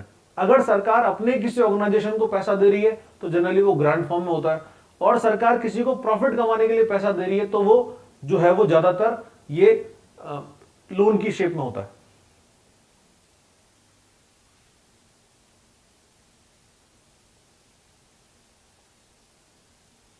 ठीक है, फिर हम आगे बात करते हैं किस पे? वर्ल्ड ट्रेड ऑर्गेनाइजेशन या विश्व व्यापार संगठन पे। तो ये जो वर्ल्ड ट्रेड ऑर्गेनाइजेशन या विश्व व्यापार संगठन है ये एक अलग ग्रुप है। वर्ल्ड बैंक अलग है और डब्ल्यूटीओ अलग है, ठीक है, भले ही इनका जो है वो आसपास ही है सेंटर, लेकिन ये हैं अलग अलग दोनों। वर्ल्ड ट्रेड ऑर्गेनाइजेशन जो था इसके पहले इसका नाम हुआ करता था गेट। तो पहले इसका नाम क्या था? जेट। गेट यानी general agreement on trade and tariff. तो इसका जो नाम था वो क्या था पहले? गेट यानी general agreement on trade and tariff, ये इस नाम से चला करता था। अब ये जो गेट हुआ करता था इसका जो बेसिक काम था वो बेसिक काम था इसका ग्लोबलाइजेशन।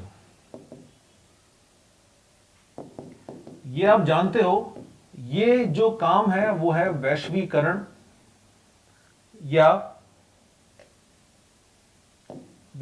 या भूमंडलीकरण। अब ये जो वैश्वीकरण या भूमंडलीकरण है ये क्या है? ये जो बात करता है, जो उसका ऑब्जेक्टिव है वो क्या है कि सारी दुनिया को ग्लोबल विलेज बनाना है।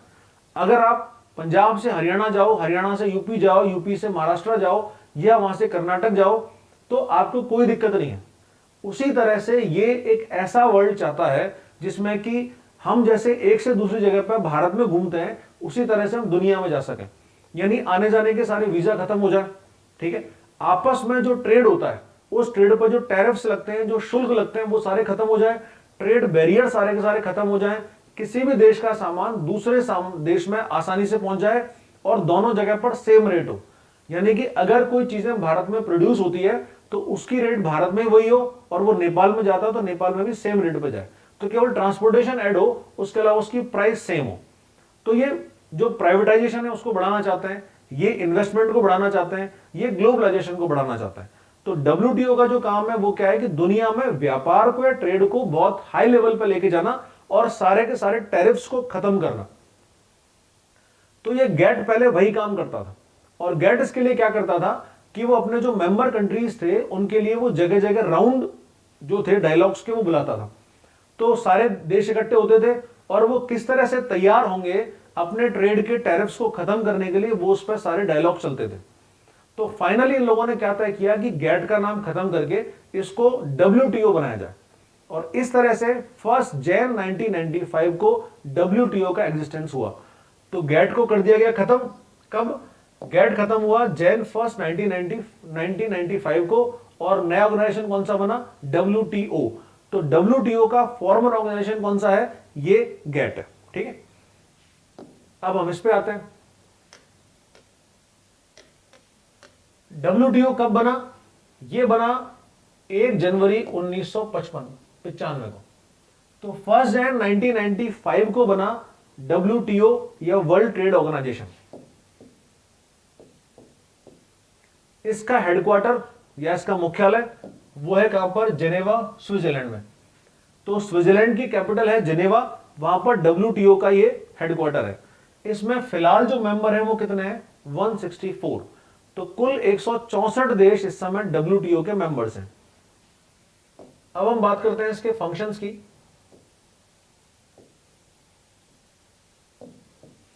फंक्शन में पहला है इसका ऑब्जेक्टिव में ट्रेड एग्रीमेंट, यानी पहला काम क्या करता है? ये ट्रेड एग्रीमेंट्स करता है। काहे के लिए? टू रिड्यूस और eliminate tariff and Kota.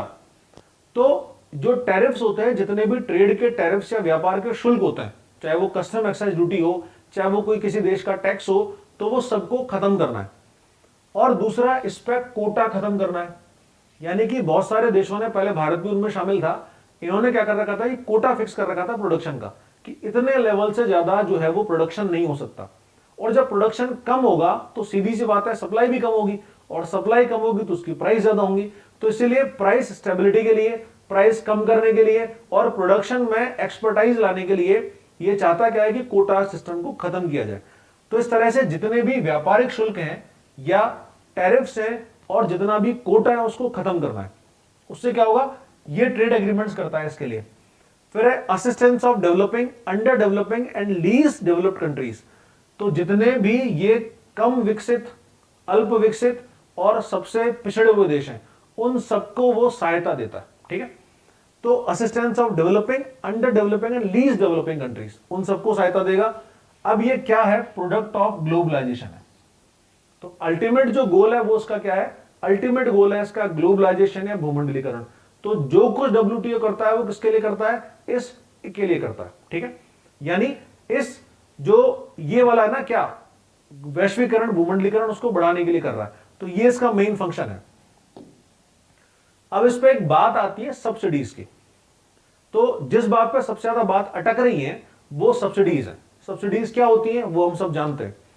Subsidies का मतलब क्या होता है कि सरकार अपने सिटीजन्स को कुछ सहायता देती है, वो उसकी सब्सिडी है। कैसे सहायता देती है? कि जैसे मान लीजिए गैस का सिलेंडर है, अभी फिलहाल हम उसको 900 रुपए में खरीद रहे हैं। फिलहाल जो उसकी रेट है वो क्या है? वो 900 रुपए। फिलहाल तो हमारी सरकार ने क्या कर रखा है? इस पर सब्सिडी खत्म कर रखी है।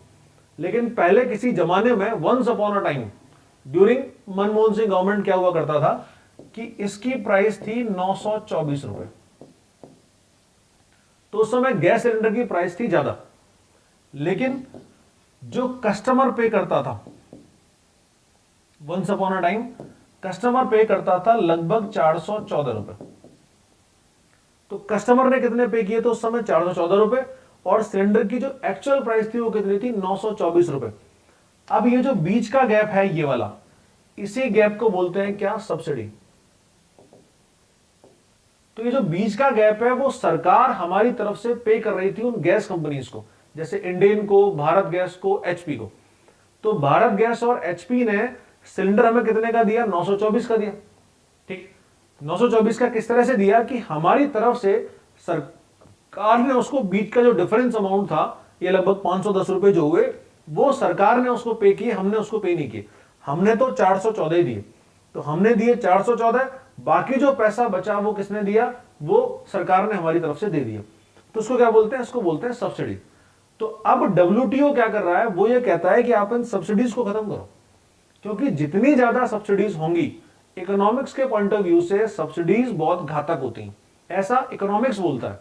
लेकिन हम क्योंकि वेलफेयर स्टेट है, इकोनॉमिक्स को रखते हैं हम साइड में, हम कौन है, हम वेलफेयर स्टेट है, यानी लोक कल्याणकारी राज्य हैं। तो जो वेलफेयर स्टेट की डेफिनेशन है उसमें सरकार चाहे घाटा खा ले, लेकिन नागरिकों को घाटा नहीं होना चाहिए, स्पेशली एसेंशियल गुड्स पे कोई घाटा नहीं होना चाहिए। तो अब हर देश, चाहे वो कोई छोटा हो चाहे वो बड़ा हो, वो अपने सिटीजन्स को सब्सिडीज देता है। तो इसने क्या किया, डब्ल्यूटीओ ने इन सब्सिडीज को कुछ पार्ट्स में डिवाइड कर रखा है। तो इसने सब्सिडी बना रखी है कई तरह की, जिनमें से एक सब्सिडी है उसका नाम है ग्रीन बॉक्स सब्सिडी। ठीक है, ये सब्सिडी वो है जिनको डब्ल्यूटीओ मानता है कि इनकी वजह से कोई व्यापार को नुकसान नहीं होता, means not harmful for international trade. तो इन सब्सिडीज के लिए वो कहता है कि ठीक है, ये तो ठीक है, इसमें कोई दिक्कत नहीं है, आप दे सकते हो। तो इस तरह की सब्सिडीज कैसी हैं, जिनको कोई नुकसान व्यापार से नहीं होता। अब इसमें अगर मान लीजिए गवर्नमेंट कोई डायरेक्ट ट्रांसफर करती है तो वो उसको ग्रीन सब्सिडी में लेते हैं। जैसे हमारे प्रधानमंत्री जी हर 3-4 महीने बाद अचानक प्रकट होते हैं और प्रकट होकर बोलते हैं कि मेरे प्यारे भाई और बहनों, मैं तुम्हारे खाते में 2000 रुपए पैसा ट्रांसफर कर रहा हूं। तो ये जो पैसा ट्रांसफर हुआ वो क्या है, वो ग्रीन बॉक्स सब्सिडी है। हालांकि 2000 से आना तो कुछ नहीं होता उनको, लेकिन फिर भी तसल्ली मिल जाती है, चलो कुछ तो वापस आ रहा सरकार से। हम सरकार को सुबह से लेकर शाम तक जो दिन भर टैक्स देते हैं उसमें से कुछ वापस तो आया, लेकिन वो आया किसको है, केवल मार्जिनल फार्मर्स को और स्मॉल फार्मर्स को। तो स्मॉल फार्मर्स और मार्जिनल फार्मर्स जिनकी लैंड होल्डिंग 2 हेक्टेयर से कम है, केवल उनके लिए वो पैसा आता है। ठीक है, तो डायरेक्ट ट्रांसफर जहां पर होता है वो क्या आ गया, वो सारा पैसा हो गया ये ग्रीन सब्सिडी वाला। तो ऐसी कोई भी सब्सिडी जो सरकार दे रही है लेकिन उसकी वजह से व्यापार को कोई नुकसान नहीं होता। अब सरकार सब्सिडी क्यों दे रही है कि जैसे मान लीजिए वो अपने जो नागरिक हैं, अपने सिटीजन्स हैं, फार्मर्स हैं, मान लीजिए वो उनको इलेक्ट्रिसिटी फ्री कर दे, तो अगर लाइट फ्री कर दी तो उस फार्मर की कॉस्टिंग कम हो गई। जनरली ये जो सब्सिडीज हैं वो एग्रीकल्चर पर ज्यादा है। एग्रीकल्चर में क्यों ज्यादा है, क्योंकि एग्रीकल्चर प्राइमरी सेक्टर है और सारे देश की इकोनॉमी उस एग्रीकल्चर पर ही टिकी हुई है, पहला मैटर। दूसरा मैटर, जितने भी वेस्टर्न कंट्रीज हैं जहां पर एग्रेरियन इकोनॉमी नहीं है, कल हमने बात करी थी क्या कि हम आज भी क्या है, वी आर एग्रेरियन इकोनॉमी। तो हम एक कृषि आधारित अर्थव्यवस्था है जहां पर सब कुछ ही खेती के ऊपर चल रहा है। तो उस सिचुएशन में क्या होता है एग्रेरियन इकोनॉमी में कि हमारा मेजर प्रोडक्शन कौन सा है, वो एग्रीकल्चर का है, जबकि वेस्टर्न में कौन सा है, वेस्टर्न में सारा का सारा मैन्युफैक्चरिंग है, सर्विस सेक्टर है। तो वो वेस्टर्न कंट्रीज स्पेशली अमेरिका क्या चाहता है कि हम हमारी सब्सिडीज को खत्म करें, क्योंकि जैसे ही सब्सिडीज खत्म होंगी वैसे ही हमारे जो प्रोडक्ट्स हैं उनकी महंगाई बढ़ जाएगी। अचानक सरसों का तेल 200 पे क्यों पहुंच रहा है, आप समझ सकते हो शायद इस बात को। उसके पीछे रीजन इन सब्सिडीज को खत्म करना होता है, क्योंकि कॉस्टिंग लगातार बढ़ती जा रही है। तो सरसों का तेल एक झटके में 100 से 200 रुपए पहुंच गया, रीजन सब्सिडीज खत्म हो रही है। तो वो सब इसी वजह से हो रहा है।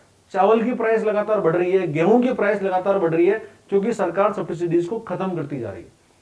इलेक्ट्रिसिटी की जिन स्टेट्स में फ्री है उनके लिए बहुत सारे नियम और बना दिए, या उनको फ्री नहीं दे रहे वो। तो ये सब कुछ जब होता है तो उसमें सब्सिडीज खत्म होती है, और सब्सिडीज खत्म होने का मतलब क्या हुआ, चीजों की महंगाई बढ़ेगी। तो कुछ फायदे भी है, कुछ नुकसान भी है। अगर मान लीजिए हम हमारे सारे एग्रीकल्चरल मार्केट को खोल दें, तो पूरा मार्केट अगर हम खोल दें तो उससे नुकसान क्या होगा, नुकसान ये होगा कि जैसे मान लीजिए थाईलैंड में बनने वाला रबर है, या मान लीजिए कश्मीर में होने वाला जो ये मेन केसर है, तो अगर बाहर से केसर आने लग जाए तो कश्मीर के जो किसान केसर उगाते हैं उनको बहुत बड़ा नुकसान होगा। केरल के जो किसान नारियल उगाते हैं उनको बहुत बड़ा नुकसान होगा। तो पूरा मार्केट भी हम नहीं खोल सकते। तो जहां पूरा मार्केट एक्सेसिबल होगा वहीं पर हमें घाटा होना चालू हो जाएगा। व्यापार की तो बाद में बात करेंगे। तो ये सब्सिडी पहले तो वो कौन सी है जिनमें कि हमें नुकसान नहीं है, व्यापार को नुकसान नहीं है। दूसरी सब्सिडीज हैं उनको बोलते हैं अंबर बॉक्स। तो पहली वाली ग्रीन बॉक्स कौन सी है, ग्रीन लाइट है जहां कोई दिक्कत नहीं है।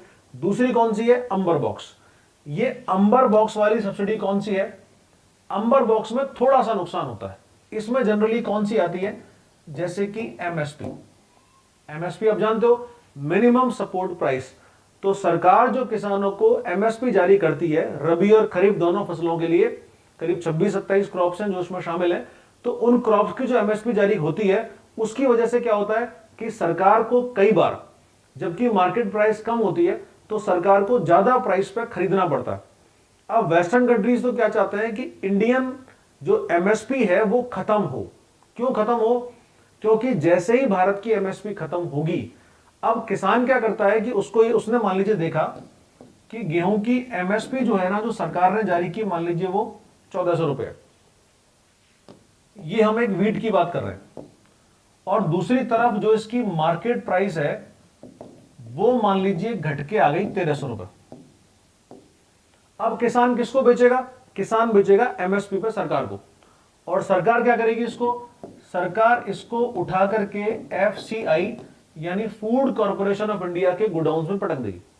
ठीक है, फिर क्या करेगी एफसीआई के पास बहुत बड़े बड़े वेयर हाउसेज है, बहुत बड़े बड़े जगह हैं, टीन्स हैं जहां पर वो कवर कर सकती हैं, लेकिन वो जो अधिकारी होते हैं बहुत समझदार, वो उस गेहूं को उठा करके बाहर रखते हैं। क्यों रखते हैं बाहर उसको? क्योंकि वो ये दिखाते हैं कि देखो गेहूं खराब हो गया, ये बारिश आई, हमारे पास जगह नहीं है, देखो ये गेहूं खराब हो गया। अब गेहूं की मान लीजिए 10 बोरी खराब हुई, उसको चूहे खा गए या उसको ये बारिश में खराब हो गई, और वो अधिकारी ऑफिसर्स क्या करेंगे? वो दिखाएंगे साहब देखो 200 बोरी खराब हो गई। तो ये जो बीच का मार्जिन है ना, वो कहां गया? वो इनके सबके पेट में जाता है। तो ये एमएसपी जारी करने से किसान को तो फायदा हो गया, क्योंकि उसको तो उसकी जो प्राइस थी वो मिल गई, लेकिन इससे कंपनीज को नुकसान हो गया, क्योंकि मार्केट प्राइस कितनी है? वो तो 1300 ही है। तो जब अमेरिका का गेहूं यहां पर आएगा, वो कितने में बिकेगा? 1300 में, सीधी सी बात है। लेकिन भारत का जो गेहूं है वो 1400 में जा रहा होगा, तो कोई क्यों खरीदेगा उसको? तो ये बहुत सारी दिक्कतें यहां पर हो जाती हैं। तो वो तो चाहते हैं कि हमारी एमएसपी खत्म हो, लेकिन कुछ किसान बेचारे लग रहे हैं 1 साल से, वो चाहते हैं एमएसपी खत्म नहीं हो। तो यही सब इनके बीच में आपस के लफड़े हैं। तो अब ये जो है ना एमएसपी, ये किस में आएगी? ये अंबर बॉक्स में आएगी। ठीक है, इसी तरह से इलेक्ट्रिसिटी या सीड्स या फर्टिलाइजर या मान लीजिए ट्रैक्टर पे, ये कम लोन में जो ट्रैक्टर मिलता है, या गवर्नमेंट ने जारी किया है केसीसी यानी किसान क्रेडिट कार्ड। तो जो इस तरह की सारी स्कीम है वो किस में आती है? वो अंबर बॉक्स में आती है, जिनसे थोड़ा नुकसान वर्ल्ड ट्रेड को होता है। हमें तो फायदा हुआ इन सारी चीजों से, लेकिन जो दुनिया को व्यापार हो रहा है उसमें नुकसान हुआ, क्योंकि इससे इंडिया का जो मार्केट है वो उनके पास पूरी तरह से नहीं खुल पाया, क्योंकि हमारे प्रोडक्ट पहले ही सस्ते। तो हमारे जब सस्ते हैं तो हम बाहर वाली चीजों क्यों खरीदेंगे? तो यही रीजन इसके पीछे होता है। तो ग्रीन बॉक्स पे तो WTO ग्रीन टिक करता है, और वो ये बोल देता है कि साहब इसको तो आप देते रहो, इससे हमें कोई समस्या नहीं है। यहां आकर के वो क्या करता है कि वो नाक चढ़ाता है कि इसको खत्म करो, ये बहुत जरूरी है। और इसके बाद तीसरी वाली है ब्लू बॉक्स। तो ब्लू बॉक्स पे तो वो कहता है कि चाहे कुछ भी हो जाए ये तो देनी नहीं है। तो ये मोस्ट हार्मफुल सब्सिडीज है।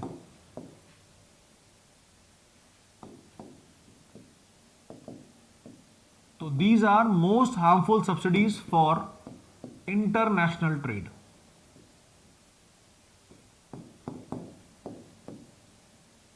अब ये किस तरह की हुई कि अगर सरकार बहुत बड़े लेवल पर, जैसे मान लीजिए पंजाब हरियाणा में पहले क्या किया था कि इलेक्ट्रिसिटी पूरी तरह से फ्री कर दी थी, तो ये ब्लू बॉक्स की सब्सिडी हो गई। तो इलेक्ट्रिसिटी फ्री हो गई तो क्या हुआ? कॉस्टिंग अपने आप कम हो गई।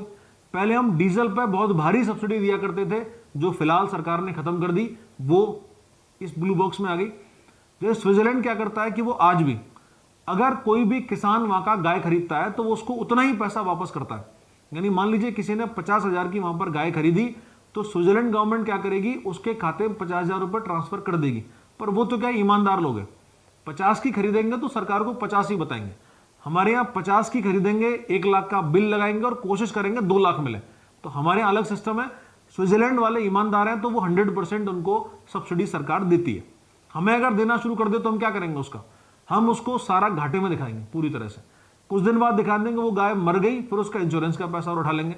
तो हम तो चारों तरफ से लूटने के चक्कर में रहते हैं, वो ऐसा नहीं करते, इसलिए वहां ये चल जाता है। तो ये सब ब्लू वॉर सब्सिडी सबसे खतरनाक है किसके लिए? ये इंटरनेशनल ट्रेड के लिए।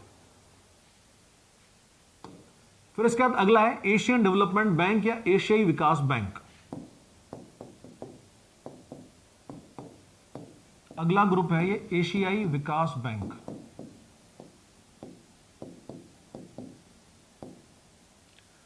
तो एशिया के देशों ने, एशिया और पैसिफिक यानी एशियाई देश और प्रशांत देश हैं, उन सबने मिलकर के एडीबी बनाया। सोचा तो यह था कि वर्ल्ड बैंक में अमेरिका की दादागिरी बहुत ज्यादा है, उसको खत्म किया जाए।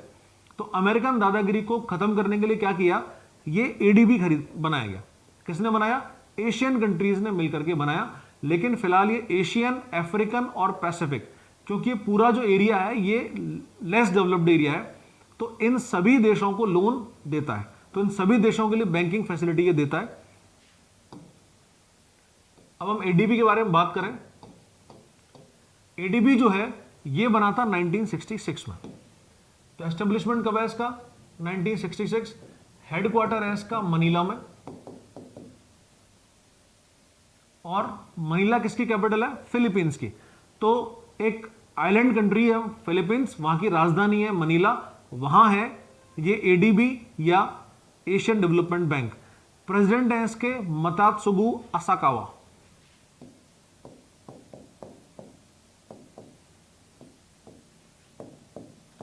अब ये नाम से ही दिख रहा होगा कि ये जापान के रहने वाले हैं। अब यहां भी समस्या वही, क्या कि जो दादागिरी अमेरिका की वहां है वो दादागिरी यहां भी है। लेकिन अब यहां क्या किया उसने, अमेरिका ने दादागिरी करने के लिए कि यहां पर जापान को अपने संग और मिला लिया।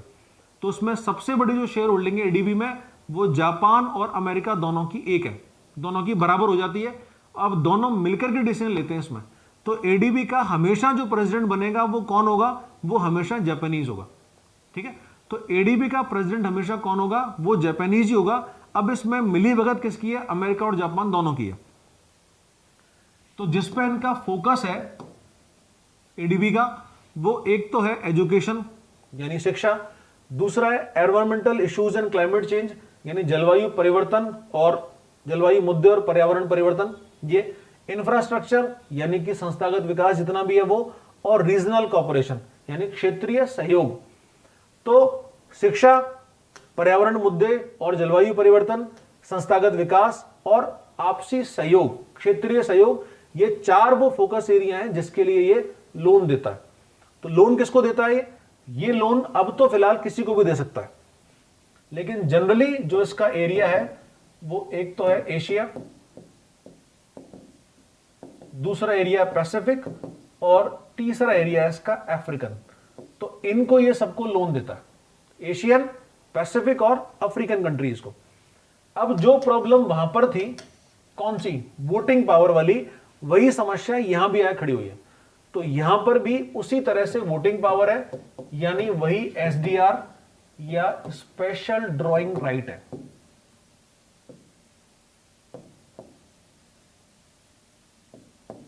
या विशेष आहरण अधिकार है।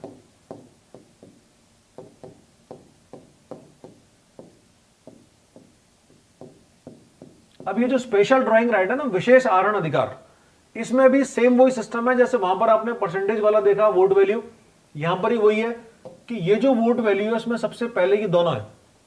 तो जापान और यूएसए दोनों की बराबर की वोट वैल्यू है 15.571, इसका 15.571। दूसरे नंबर, तीसरे नंबर पर चाइना है 6.429, चौथे पे इंडिया है 6.31 और पांचवें पे ऑस्ट्रेलिया है। तो ये एडीबी के 5 सबसे बड़े वो देश हैं जिनकी की वोटिंग पावर सबसे ज्यादा है।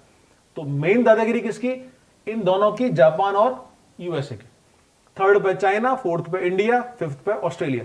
तो ये 5 वो देश हैं जिनका की सबसे बड़ा वोटिंग पावर है। ठीक है,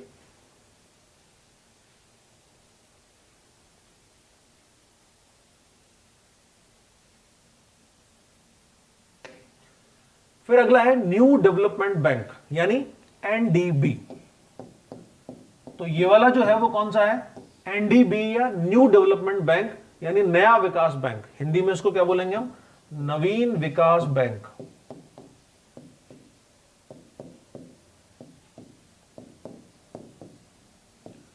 अब जो न्यू डेवलपमेंट बैंक है वो क्यों बना, वो भी इसीलिए बना कि अमेरिका की दादागिरी, पहले वर्ल्ड वो WTO बनाया, वर्ल्ड बैंक बनाया, फिर ये ADB बनाया, उन सब में अमेरिका दादागिरी कर रहा है, तो यहां भी नहीं करे। इसलिए जो ब्रिक्स के देश थे, कौन से, पांचों, Brazil, Russia, India, China, South Africa, इन पांचों देशों ने मिलकर के ये ब्रिक्स डेवलपमेंट बैंक या NDB बनाया।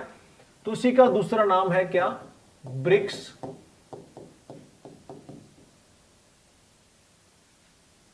डेवलपमेंट बैंक, यानी ब्रिक्स विकास बैंक। तो ब्रिक्स विकास बैंक किसने बनाया, इन ब्रिक्स के देशों ने बनाया। ब्रिक्स क्या है आप जानते हो, सबसे पहले था इसका नाम रिक, RIC, यानी रशिया, इंडिया, चाइना।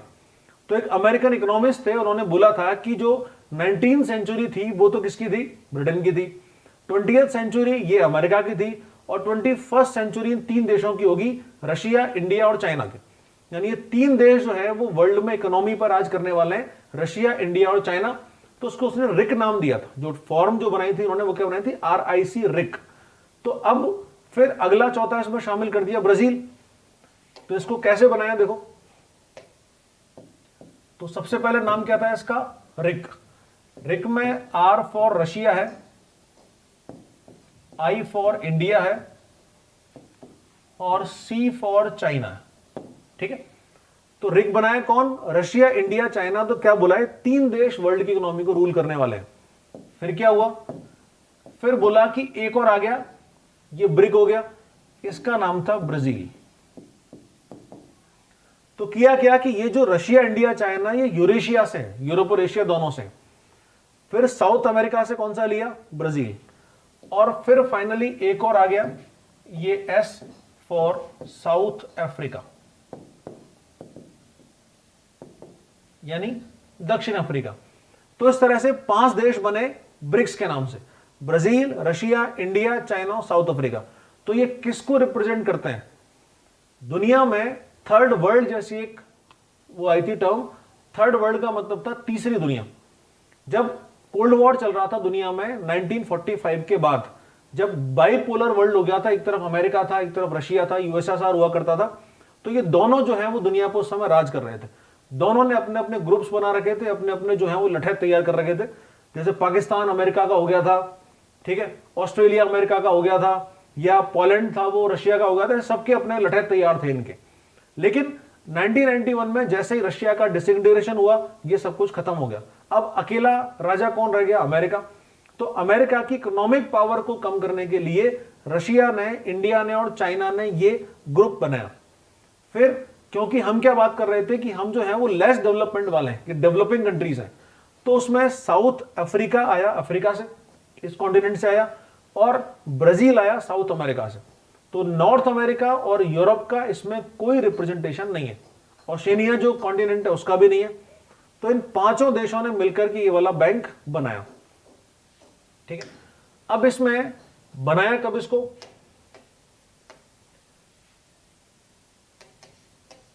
इसको बनाया गया कब,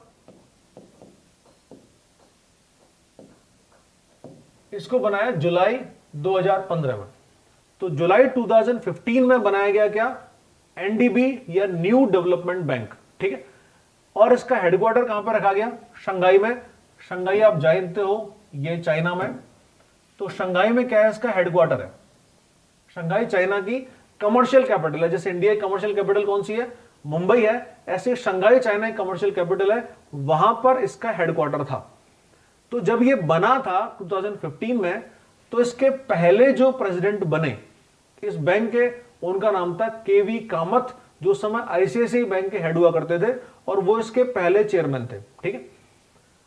अब दूसरा इसका बने क्या, रीजनल ऑफिस। तो ये है इसके रीजनल ऑफिस, ये है फिलहाल 3, जोहानसबर्ग जो कि साउथ अफ्रीका में है, मॉस्को रशियाई कैपिटल है, आप जानते ही हो, साओ पाउलो ये है ब्राजील में। तो ये साओ पाउलो जो है ना, ये ब्राजील का सबसे बड़ा शहर है, कमर्शियल कैपिटल है उसकी। कैपिटल तो ब्राजील की ब्राजीलिया है, लेकिन जो कमर्शियल कैपिटल है वो ये साओ पाउलो है। तो ब्राजील का सबसे बड़ा शहर है in terms of population and commercial activities, ठीक है। तो ये 3 क्या है इसके रीजनल ऑफिसेज हैं। हेडक्वार्टर तो कहां है इसका, शंघाई में, चाइना में, और ये Johannesburg south Africa, Moscow Russia और साओ पालो ब्राजील, ये इसके रीजनल ऑफिसेज हैं। फिर इसके बाद इसके फिलहाल प्रेसिडेंट कौन है, मार्कोस प्राडो त्यारजो। तो मार्कोस प्राडो त्यारजो जो है वो कौन है इसके, जो ब्राजील के रहने वाले हैं, वो उसके प्रेसिडेंट हैं। और मैंने अभी आपको बताया इसके फर्स्ट प्रेसिडेंट कौन थे, first president of NDB was KV. Kamat.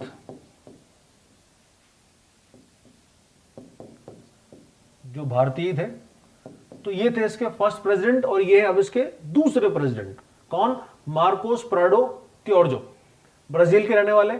फिर है इसके मेंबर्स, तो मेंबर जो इसके 5 हैं ब्रिक्स वाले, वो तो इसके हैं Brazil, Russia, India, China, South Africa. तो ये 5 तो कौन से हैं, ये 5 वो हैं जो कि इसमें ऑलरेडी थे, ब्रिक्स वाले मेंबर्स हैं। फिर उसके अलावा बांग्लादेश, यूएई और उरुग्वे। बांग्लादेश एशिया में आप जानते हो हमारा पड़ोसी है, यूएई यानी यूनाइटेड अरब अमीरात्स, ये भी कहां है, एशिया में ही है, गल्फ कंट्रीज है। और उरुग्वे जो है ना, ये साउथ अमेरिका में, इस ब्राजील का पड़ोसी देश है, तो दक्षिण अमेरिका में उरुग्वे। तो इस तरह से टोटल 5 तो वो हैं, 3 ये, और टोटल 8 कंट्रीज हैं क्या इसके, ये 8 कंट्रीज जिसके मेंबर कंट्रीज हैं, ठीक है अभी तक। तो ये 8 देश जो हैं ये मेंबर है किसके, न्यू डेवलपमेंट बैंक के। अब इसमें जब बनाया गया तो क्या किया इसमें, कि जो प्रॉब्लम बाकी अभी तक आ रही थी, यानी voting right, ADB Asian development bank में भी है, वोटिंग राइट उधर डब्ल्यूटीओ में भी है, उधर ये वर्ल्ड बैंक में भी है, लेकिन यहां पर उन्होंने क्या किया कि वोटिंग राइट 5 देशों का बराबर रखा।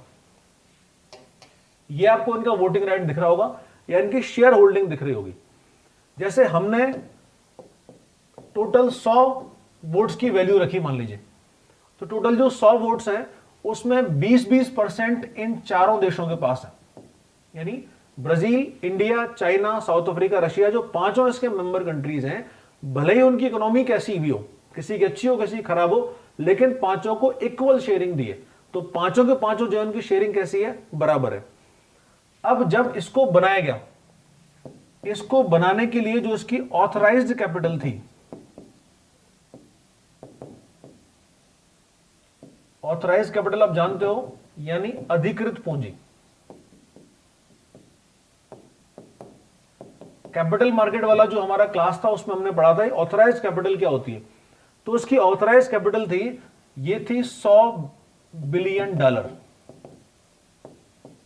तो $100 बिलियन जो है वो उसकी क्या थी, ऑथराइज्ड कैपिटल थी, यानी जिससे इसको बनाया जाना प्रपोज किया गया था।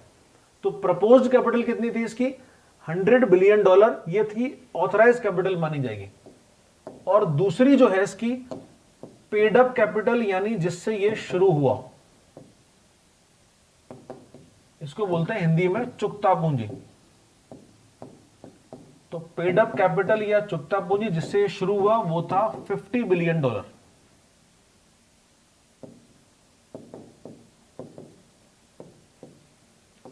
तो $50 बिलियन से शुरू हुआ क्या, न्यू डेवलपमेंट बैंक। अब देखो उसमें $50 बिलियन का जो उसका टोटल जो खर्चा था, यानी जिससे इसको शुरू किया गया, उसको 50 को इन 5 देशों में बराबर बांट दिया। तो उसमें 5 देशों ने, यानी ब्रिक्स के जो 5 देश हैं, उन्होंने इक्वल शेयर दिया है। तो 5 ने $10-10 बिलियन, यानी भारत ने भी 10, रशिया ने भी 10, चाइना ने भी 10। अब चाइना चाहे देने को 150 दे सकता है, लेकिन फिर भी उसने दिया कितना, सबने 10-10 ही दिया। तो इस तरह से बराबर शेयरिंग रखी गई, इक्वल शेयरिंग यहां पर रखी गई, ठीक है। तो ये इस तरह से इन 5 ब्रिक्स देशों ने मिलकर के क्या बना दिया, एनडीबी या न्यू डेवलपमेंट बैंक। इसका जो फोकस है वो क्या है कि एक तो सबसे पहले इन 5 की जो अपनी अपनी करेंसी है, उस करेंसी में ये अपना जो है वो लोन दे सकता है, उस करेंसी में ट्रेड प्रमोट कर सकता है, उस करेंसी को एनहांस करवा सकता है, ये इसका काम है। दूसरा, इन सबको लोन देने का काम भी है। जितने भी इसके मेंबर कंट्रीज हैं उनको लोन देगा, उनके इंफ्रास्ट्रक्चर को डेवलप करने की कोशिश करेगा, सोशल सेक्टर को डेवलप करने की कोशिश करेगा। तो यही सारा इसका मेन फंक्शन है, ठीक है। तो ये हमारी आज की क्लास। इस आज की क्लास में हमने जो ऑर्गेनाइजेशंस पढ़े, वो पहला था वर्ल्ड बैंक। वर्ल्ड बैंक के वो 6 ग्रुप थे, वो हमने पढ़े। फिर WTO पढ़ा, फिर ADB पढ़ा, और अब NDB पढ़ा। तो ये हमारी क्लास खत्म हुई आज का उड़ान बैच भी और वर्ल्ड के ये फाइनेंशियल ऑर्गेनाइजेशंस भी। तो कोई क्वेश्चन आपका हो, कोई डाउट हो, वो आप पूछ सकते हैं।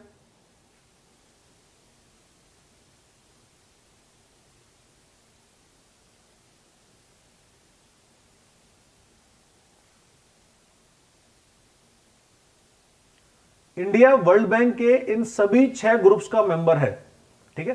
तो जितने भी आपने ग्रुप्स पढ़े उन सभी में इंडिया मेंबर है, इसीलिए वो मैंने सारे पढ़ाए। इनके अलावा भी बहुत सारे मल्टीलेटरल बैंक्स हैं, तो होने को तो बहुत सारे बैंक्स हैं, लेकिन हमें केवल कौन से पढ़ने हैं जो हम जिसमें हम शामिल हैं, यानी जहां पर हमारा वोटिंग राइट है। जहां पर हमारे को राइट ही नहीं उसको हम पढ़ के क्या करेंगे। तो वो मैंने सारे नहीं पढ़ाए जिसमें हमारा कोई रोल नहीं है, ठीक है।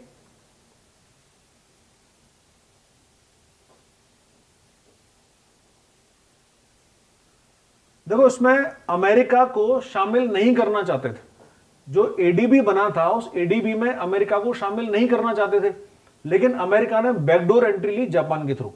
जापान और अमेरिका दोनों एक ही है, ये 3 देश हैं, जापान, अमेरिका, साउथ कोरिया। ये तीनों सेम लैंग्वेज बोलता है, ठीक है। जो जापान बोलेगा वही अमेरिका बोलेगा, वही साउथ अफ्रीका बोलेगा, साउथ कोरिया बोलेगा, क्योंकि इन तीनों का दुश्मन एक है और उसका नाम है चाइना। तो एक ट्रायंगल है किसका, जापान का, USA का और साउथ कोरिया का। ये तीनों बेसिकली एक ही है। जापान आज जो कुछ भी है, साउथ कोरिया जो कुछ भी है, उसके पीछे रीजन ये अमेरिका है। अमेरिका ने जापान, साउथ कोरिया की इन दोनों की सिक्योरिटी भी की है रशिया और चाइना के खिलाफ। तो यानी आज भी अमेरिकन आर्मी इन दोनों देशों में रहती है, वो सिक्योरिटी करती है। तो ना तो जापान के पास कोई खास आर्मी है, ना साउथ कोरिया के पास कोई आर्मी है, वो सब कुछ अमेरिका ही करता है। तो इसीलिए जापान ने क्या किया कि अपने संग संग इसको भी घुसा दिया। तो शुरू में क्या किया कि जापान ने जो बॉन्ड्स खरीदे, यानी जापान ने जब ADB ने बॉन्ड इशू किए तो जापान ने सबसे ज्यादा खरीदे, और खरीदवाए किसने, अमेरिका ने खरीदवाए। फिर उसके बाद क्या हुआ कि वो जो शेयर्स थे, वो उसने, जो बॉन्ड थे वो उसने अमेरिका को बेच दिए। बाद में अमेरिका बाद में ADB का मेंबर बन गया और फ्री वो शेयर्स या बॉन्ड थे वो अमेरिका को बेच दिए। तो दोनों बराबर की शेयरिंग पे आ गए। तो इस तरह बहुत बड़ा गेम प्लान के साथ इसको शुरू किया गया।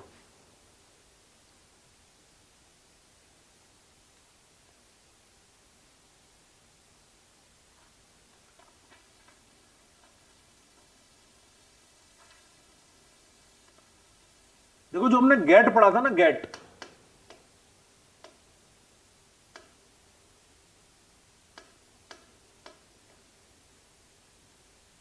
ये जो हमने गेट पढ़ा था, ये गेट को भी इस वर्ल्ड बैंक के साथ साथ में शुरू किया गया था। कब, वही 1944 में।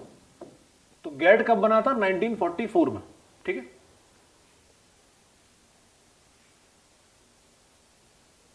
Thank you Rajiv Yadav for your appreciation.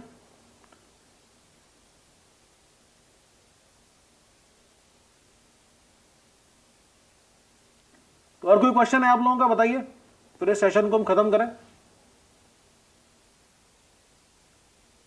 तो कल से जो हमारी स्ट्रेटजी है वो साफ साफ ये है कि अब हम आपसे क्वेश्चंस जो हैं वो चलेंगे हमारे। तो आपने जिन्होंने सारे वीडियोस देखे हैं वो 20-20 टॉपिक्स के, वो अच्छी बात है, कल से वो साथ में और बने रहें। और जिन लोगों ने नहीं देखे हैं उनसे रिक्वेस्ट ये कि वो सारे वीडियोस को देखते चलें, जिससे कि हम सारे क्वेश्चंस को आप आंसर दे पाएं, ठीक है। क्योंकि इस तरह के सेशंस का मजा तभी है जब वो पूरा का पूरा जो है वो आपको समझ में आ रहा हो क्वेश्चन, नहीं तो फिर कोई मतलब नहीं बनता। तो इसलिए सारे वीडियोस को एक बार देख लें और फिर कल से हमारे क्वेश्चन आंसर सेशन में वो चालू हो, ठीक है। फिर आपसे कल मिलते हैं। Thank you, good night. उड़ान बैच को सक्सेसफुल बनाने के लिए, अपना साथ देने के लिए बहुत बहुत धन्यवाद आप सभी का। स्वस्थ रहिए, मस्त रहिए, गुड नाइट।